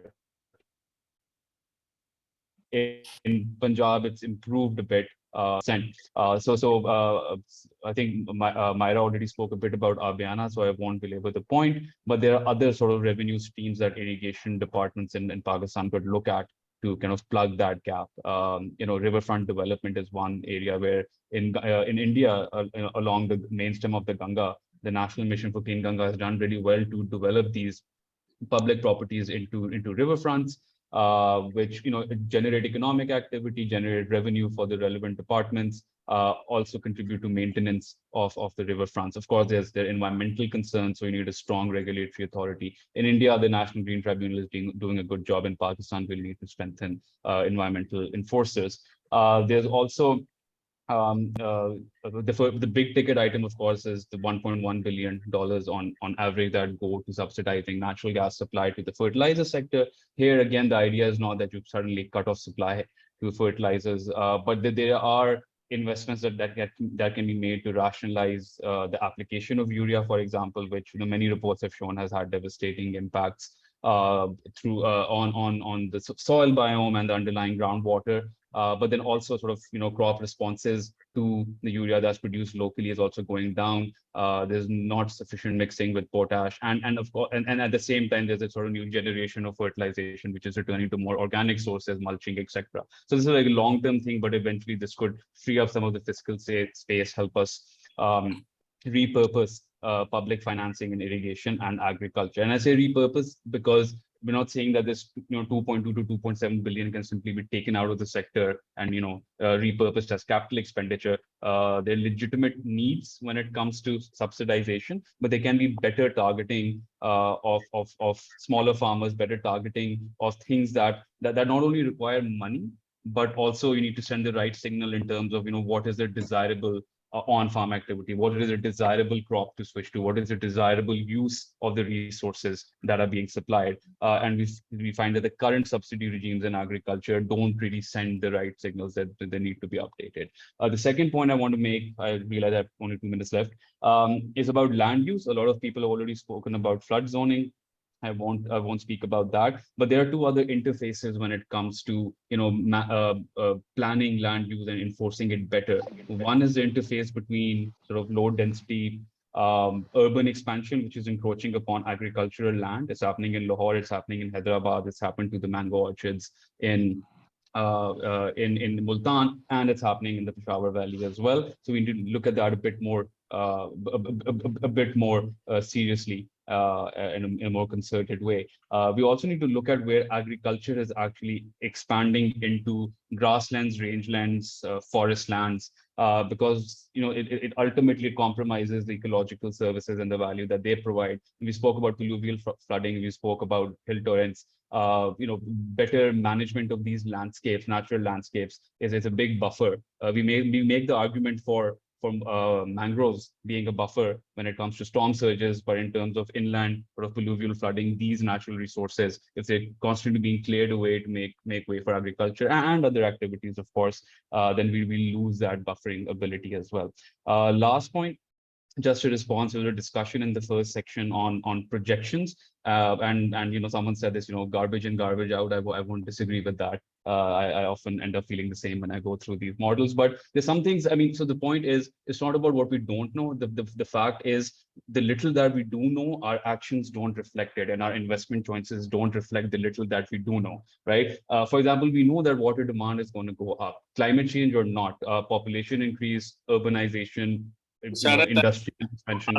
Conclude, please. Okay, 30 seconds, please. I'm just going to conclude. So we know water demand is going to go up, so our water services and our systems need to adapt to that. Additional increases on account of rising temperatures will obviously add stress to it, but if we have robust systems that are adaptable, then we should be able to cope with that. And on precipitation, again, we know very little, but it's highly likely that the biggest effect will be that more winter precipitation will come down as rain in the northern areas and the upper catchments of the Indus Basin than as snow. And that will have a big impact on the timings of when rivers rise as the summer comes in. So these are the sort of things we need to be able to adapt to and prepare for. And final predictions or projections, as the models get better, we might get more, but we just need to act on what we do know. Unfortunately, our actions don't really reflect what we do already know.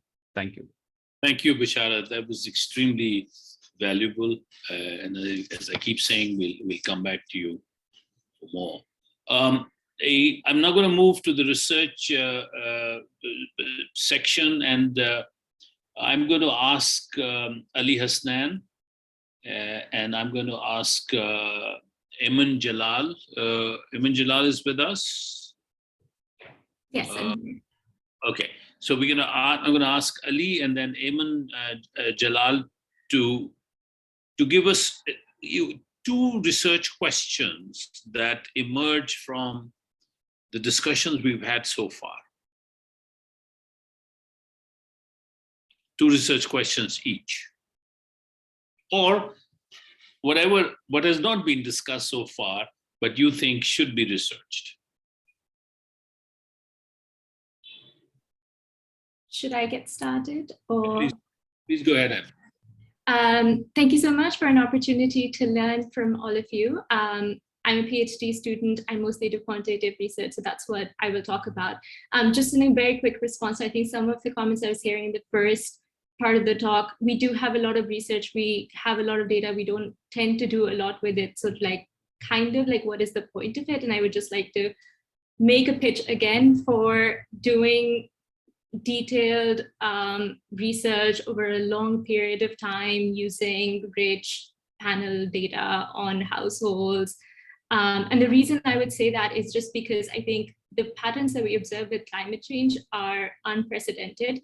We have huge evidence gaps and cannot use the lessons that we've learned from weather shocks in the past to extrapolate to the future. There is huge non-linearities in what we're seeing in climate change. So I think it's worth the investment. And it sounds daunting and also a bit pointless to invest in this because we're in the midst of a crisis and research bears slower fruit. And what I would say to that, I think, is that the types of research that, for example, I'm going to suggest right now can in fact be done with rich administrative data that we already have and are not necessarily putting to use. So for example, if we could use water meter readings, or we could digitize some of the monitoring and evaluation data that the irrigation departments have on water theft, or distributary level discharge readings that they take every day, or observation wells that monitor groundwater levels across various districts. All of those, in many parts of the world, that type of data you can download from a website of the irrigation department or something, and can be very valuable to various quantitative researchers. So let me give you some examples of what we could do with that. So I think a big question and a big unanswered question, perhaps that we haven't talked about that much, is like, what are the effects of climate change on vulnerable communities, particularly women, and what stops these communities from adapting, for example, by just migrating out of climate exposed areas, or shifting occupations. If we could use groundwater, if we had groundwater data over a very long period of time, we could use shocks to groundwater levels to see areas where groundwater is becoming more scarce. For example, women tend to be responsible for going and collecting groundwater for the household in areas where there are random shocks to groundwater levels. You can look at what are the impacts on households, on women's labor market participation, on their risk of exposure to sexual harassment when they have to walk much longer distances and queue for a much longer period of time to carry less and less water back home all of the time. And in some of the ongoing research that I'm doing with the co-author on floods that's generously supported by the IGC, we're trying to see in the aftermath of these floods, like, let's take a random sample of people that was known to us before the floods hit, because you can always look at people after the floods hit that are sitting around at a camp, but that's not a representative household. Let's take a random sample and then just like track that sample over a very long period of time and try to understand how their needs evolve. Because like, what are the impacts of climate change on livelihoods? I think we may often think that we know this because we know how people respond to rainfall shocks. We know how people respond to droughts, but the types of shocks that we're seeing are of monumental proportions. A lot of the evidence that we have is in the immediate aftermath of those shocks, but not like once the floodwaters recede. What then stops people, like then people have to make decisions about whether they go back to their house or they move to an urban area. They were already like experiencing low agricultural yields. Yeah, okay, I'll just wrap up quickly. So I guess all I'm saying is that we have a lot of data and we have opportunities to collect more data. I think what we need to figure out is how to feed that data back into policy. But I don't think that we have a rich stock of evidence that we can, like an existing stock of evidence that we can already draw on to understand what to do in terms of adaptation to climate change. Thank you. Thank you. Thank you very much. Very useful observations and insights on how to use data. Ghazan is a researcher who's also a politician, is a member of the Provincial Assembly of KPK. So Ghazan, how can we keep the politicians engaged on this issue 3 months after the floods? Because all of what we need to do going forward will be to prepare for the next floods or next drought. How do we catch their attention so that they remain focused on this issue? Thank you, Dr. Nabi. I also appreciate the fact that I've been put on a hot seat for today, because you're right, everything does at the end of the day come down to the policymakers, and we can have the best research out there. But if they're willing to implement that, or the best policies out there, and if they're willing to implement that, that's what really matters at the end of the day. I think the real question is there's one thing about how budgets we imagine are made, or how the law says that the budgets should be made, or how budgets should be passed. And it's another thing about how it actually happens. The reality of it is most politicians, almost all of them, are actually very much reactionary to what their constituents want. And their constituents are essentially, like, for example, if I take my own constituency or Agri as an example, out of the 250 voters that are registered there, that's not my constituency in actual terms when I'm thinking of implementing programs, or what programs should be funded, or what programs I'm going to be running after and trying to get them done. For me, it's within the 80 to 70,000 people that actually go out to the polls and vote. Within that, it's the 30, 40,000 that essentially I know I have a chance of getting their votes, and it's what they want. And the reality is that most of those people who end up going out, unless you're in an urban center, if you're from a rural, if you're a politician from a rural area, the reality is this is not very high up on their agenda. The things that they are looking at are very, very personal in nature. It's either their own jobs, their own streets, their own hand pumps or tube wells in their own villages. It's at that extremely micro level. And in my mind, to be very honest, I think it's asking quite a lot of a politician to try to see beyond that. And after that, especially when within the current political environment, what's expected of a politician is essentially to win the seat. It's very, when budgets are formed and the larger questions, they're not really taken on board. The chief executive, whoever they might be, might belong to your party, but it's very much a conversation that happens between them and the bureaucracy around them. So I think that needs to change. I think those of us who actually realize that in the longer term, these are the questions that matter. We need to be louder. We need to be louder, not in terms of the media that our circle or the academia or the upper 5% listens to, but in the 95% of the general public, what they listen to, and not just at a time of obviously a crisis like this, but even beyond that. Secondly, I think the problem is the size of the pie. If you look at the development side of the budget, it's increasingly shrunk. The reality is that on the KP side of things, if we remove the merged area on the development side, we essentially have out of a total of 1 trillion, we have 100 billion or so that's meant for development budget. Now, out of that, there are immediate high impact schemes that we're going to be doing and that every politician wants so that they can essentially implement them within their 5-year period. Most of the programs that are supposed to have these longer term effects in terms of dams, in terms of, for example, in KP, a major program that we know for food security is essential, is the Chashma Right Bank Lift Canal. There are 5 or 6 dams that we're working on.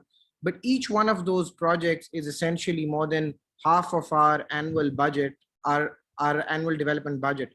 So I think it also really ties into this in terms of kind of resolving that fiscal side of things within government to open up space for these larger term schemes that need to be done.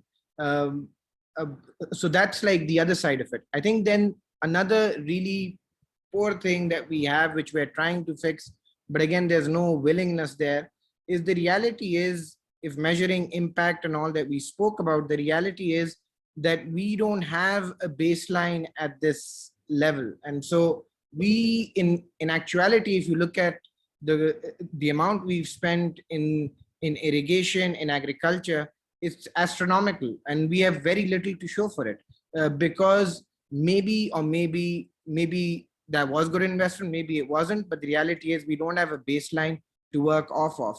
And whenever that is brought forward, the department's heads, whether politicians or bureaucrats, it's very ironic that the way they fight is as if you'd imagine they're going to be in that same department for the next 70 years.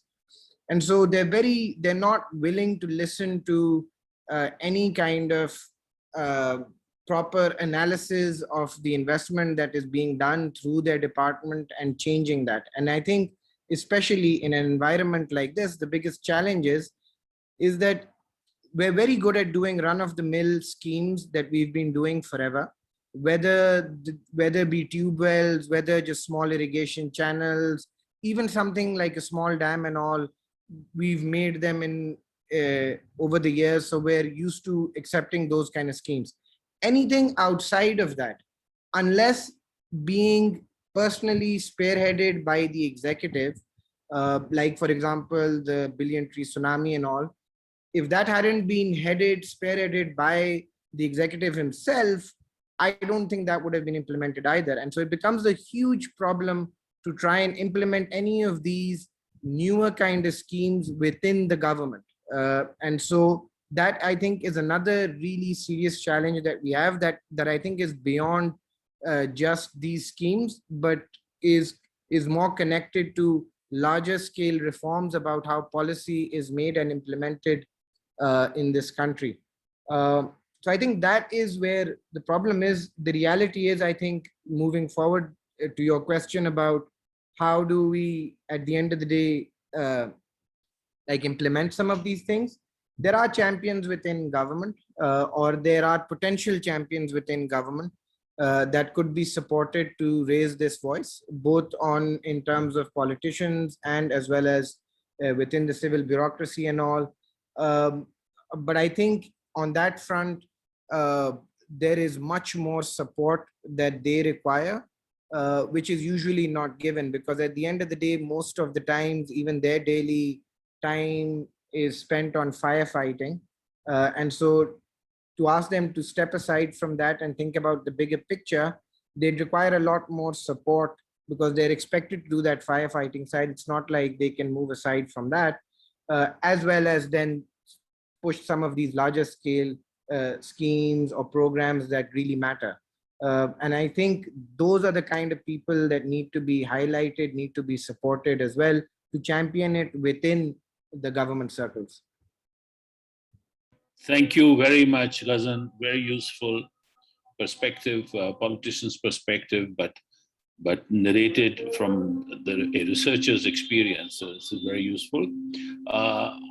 Before I turn to Abdullah Sumbul Sahab, Chairman PND, to give some concluding comments, let me ask Ali Hasnan Ali, very briefly, what are couple of research questions that strike you, given what you heard so far. Okay, so Ali, first of all, is in can the you hear? economic department at LAMS, and he was the head of the department until very recently. Now he's free to do the research. That's right. So I think, first of all, we all recognize that this isn't the only disaster. In some sense, we live through disasters all our lives, right? To share a few, I think Rafi Alam Saab talked about air pollution. We're losing something like 2.7 years of life expectancy to air pollution, 6.5% of GDP. The dollar has lost 5% of value in the last week, and so on. And so the first question is, why should we expect a good response to floods? And the answer is, we probably shouldn't. And I think the where the IGC also has a comparative advantage is perhaps to think about this question of political accountability. To some extent, this is also just because these are the questions that I'm most interested in. But I think the first thing is that we need to have more data, more open data. And as a first step, irrigation departments need to make data more open. We have the Right to Information Act, which has had almost no implementation. I teach a class on the economics of corruption, and my class project every year is to have students go and ask for data from government departments in Lahore, and we never get any data back. Because while we've created that legislation, we don't have either the politics or the implementation. And so I think the same forces that keep politics centralized in some sense also keeps data locked down, because having more devolved governance would go hand in hand with looking at data and being more responsive, perhaps. The other thing that's locked down the data, of course, is security concerns of the army. And I think there a conversation or a potential opportunity that these disasters have created is that climate adaptation leadership is an opportunity for Pakistan in terms of our international relations. We were recognized as a clear victim of that broader change this year, and we will likely be a leading effective of climate change. And so if we can take intellectual leadership and carve out a new identity for ourselves on a global stage, that's an opportunity that might dovetail with being able to convince security quarters to loosen data more. I'll end with just one quick thing, or two things. One is that I think, as you've mentioned and others have mentioned, we need to track myopia in terms of where the political conversation goes. Think about the Zainab murder case, the rape and murder case, or the Sahibwal motorway case, and so on. And these were events that gripped the nation for 3 days. And then we tuned into the next cricket match. And to track those political sentiments better, to track what gets salient in newspaper conversations, in political conversations, on social media, I think we might start to build an answer to how to fix that myopia. And finally, tracking political changes in flood-affected areas, I think is something that would potentially help. Again, the pathways from that research to actual change are going to be long, but I think that is what researchers can do. Thank you. Thank you, Ali. That was nice and brief and to the point. I'll now turn to Abdullah Sumbul Sahab. Let me tell you the question that remains central in my mind. We have extreme fiscal difficulties. This is the macro management story of the country for the last 15 years now. Extreme fiscal difficulties. We have a series of calamities that will require a broad-based approach. I was hoping that Salim and others will tell us, here's the pattern. Just follow this pattern and you'll be fine. But what we heard was that it is total unpredictability. We can experience these events in large swaths of the country and we don't know which large swath of the country, and therefore our preparedness has to be broad-based. That means a lot of money. We don't have that money.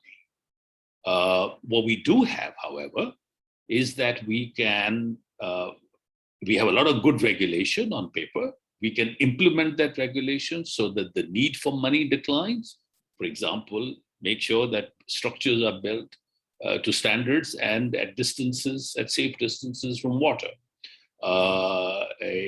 Make sure that people don't fill up drains and so that the water is not obstructed. We have regulations which will help us address the money problem. And if we were to use more data, we could have a much sharper focused response. Both implementing regulations as well as sharper fiscal response requires the need for money. The nature of the calamity is such that it will require large amounts of money, but if we use data sensibly and if we implement the regulation that we have, we'll reduce the amount of money that is needed. Now, those are the trade-offs, and these go to the heart of policy making, and therefore the ball is now in your court.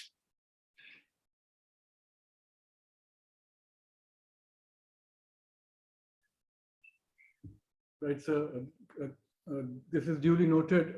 My submission was to just let me comment then, but not for the summative analysis. I think it's for somebody else to do, somebody who's more competent to do that.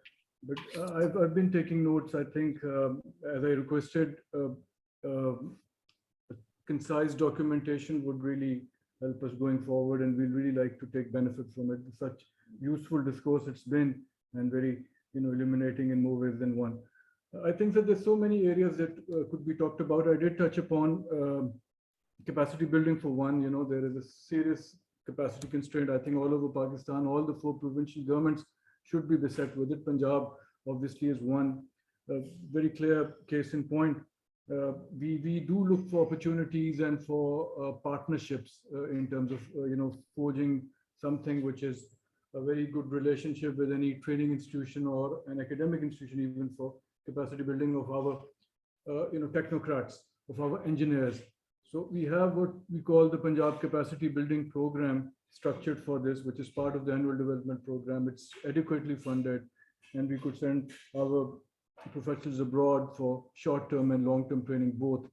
Some batches have already gone. Engineers from the Communication and Works Department, for instance, have been sent abroad, and there is a smallish contingent of irrigation department officers also going abroad. But again, these trainings have nothing to do with the issue at hand right now.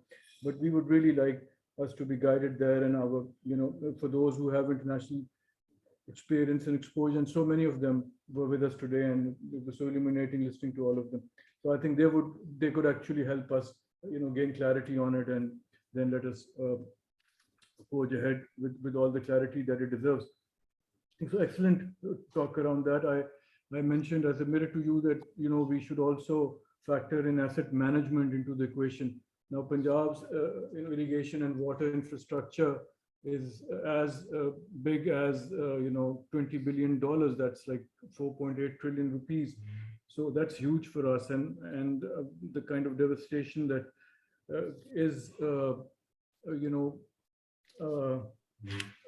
kind of setting back Sindh is really unnerving, and I'm sure Punjab hasn't experienced that kind of impact at all. But still, we know for a fact that our asset management needs to be strategized, need to be frameworked in a way that is also kind of resilient and is not devoid of strengths that are so much required.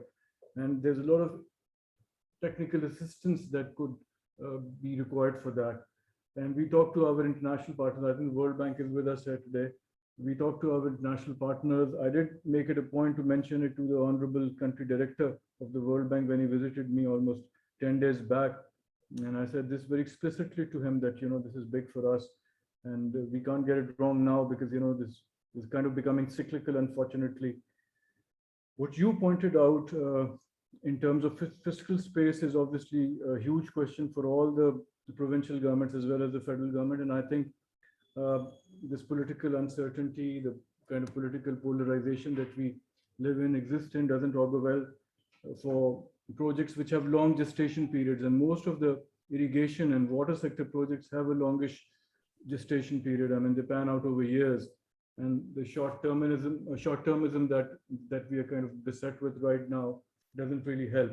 So I think our irrigation budget should be definitely getting more, finances repeatedly year after year, so that we plug the gaps, we remove the deficiencies. There is reasonable understanding of on it. I totally agree with what Ghazan Saab said, that our irrigation sector development portfolio is littered with inconsequential schemes. No denying that, spot on he is, and I think that's very true for Punjab also. I think, despite the fact that we try and iron out our deficiencies, our understanding, but still, I'm sure there's so many of them which wouldn't be really result oriented and wouldn't really help us, go anywhere. So we also need to have some grip about regulatory framework, something that was talked about in a lot of detail. Some modicum of co-regulation could also be inducted into our system, because water management, water governance is obviously very, very desirous of inclusion, of participation, and you can't really, do it in a non-participative manner as things are right now. Water resilient infrastructure needs to be frameworked. I mean, there's so many notions. I'm sure many of them are imprecise, and water resilient infrastructure needs to be based on a consensus, so needs to be frameworked. I think that's really big for us. That's my understanding, and it could be a very good candidate for research, for high-end research. This is my submission. So these are some random thoughts. I'm not in a position to conclude. It's not for me. I'm sure there are better people to do this with us today. So these are some humble submissions, and I'd like to end here. Many thanks. Thank you very much, Chairman Saab. This is, what you've said is bang on target, and we will reflect on this. In a sense, what we did today was the opening up a discussion on this important and complex set of issues. The issues have been highlighted. We will now regroup and sift through the material that we've got. We'll share some of the material with you as you suggested. And then we will actually develop a terms of reference for a longer term engagement in terms of, these such conversations that we've had right now,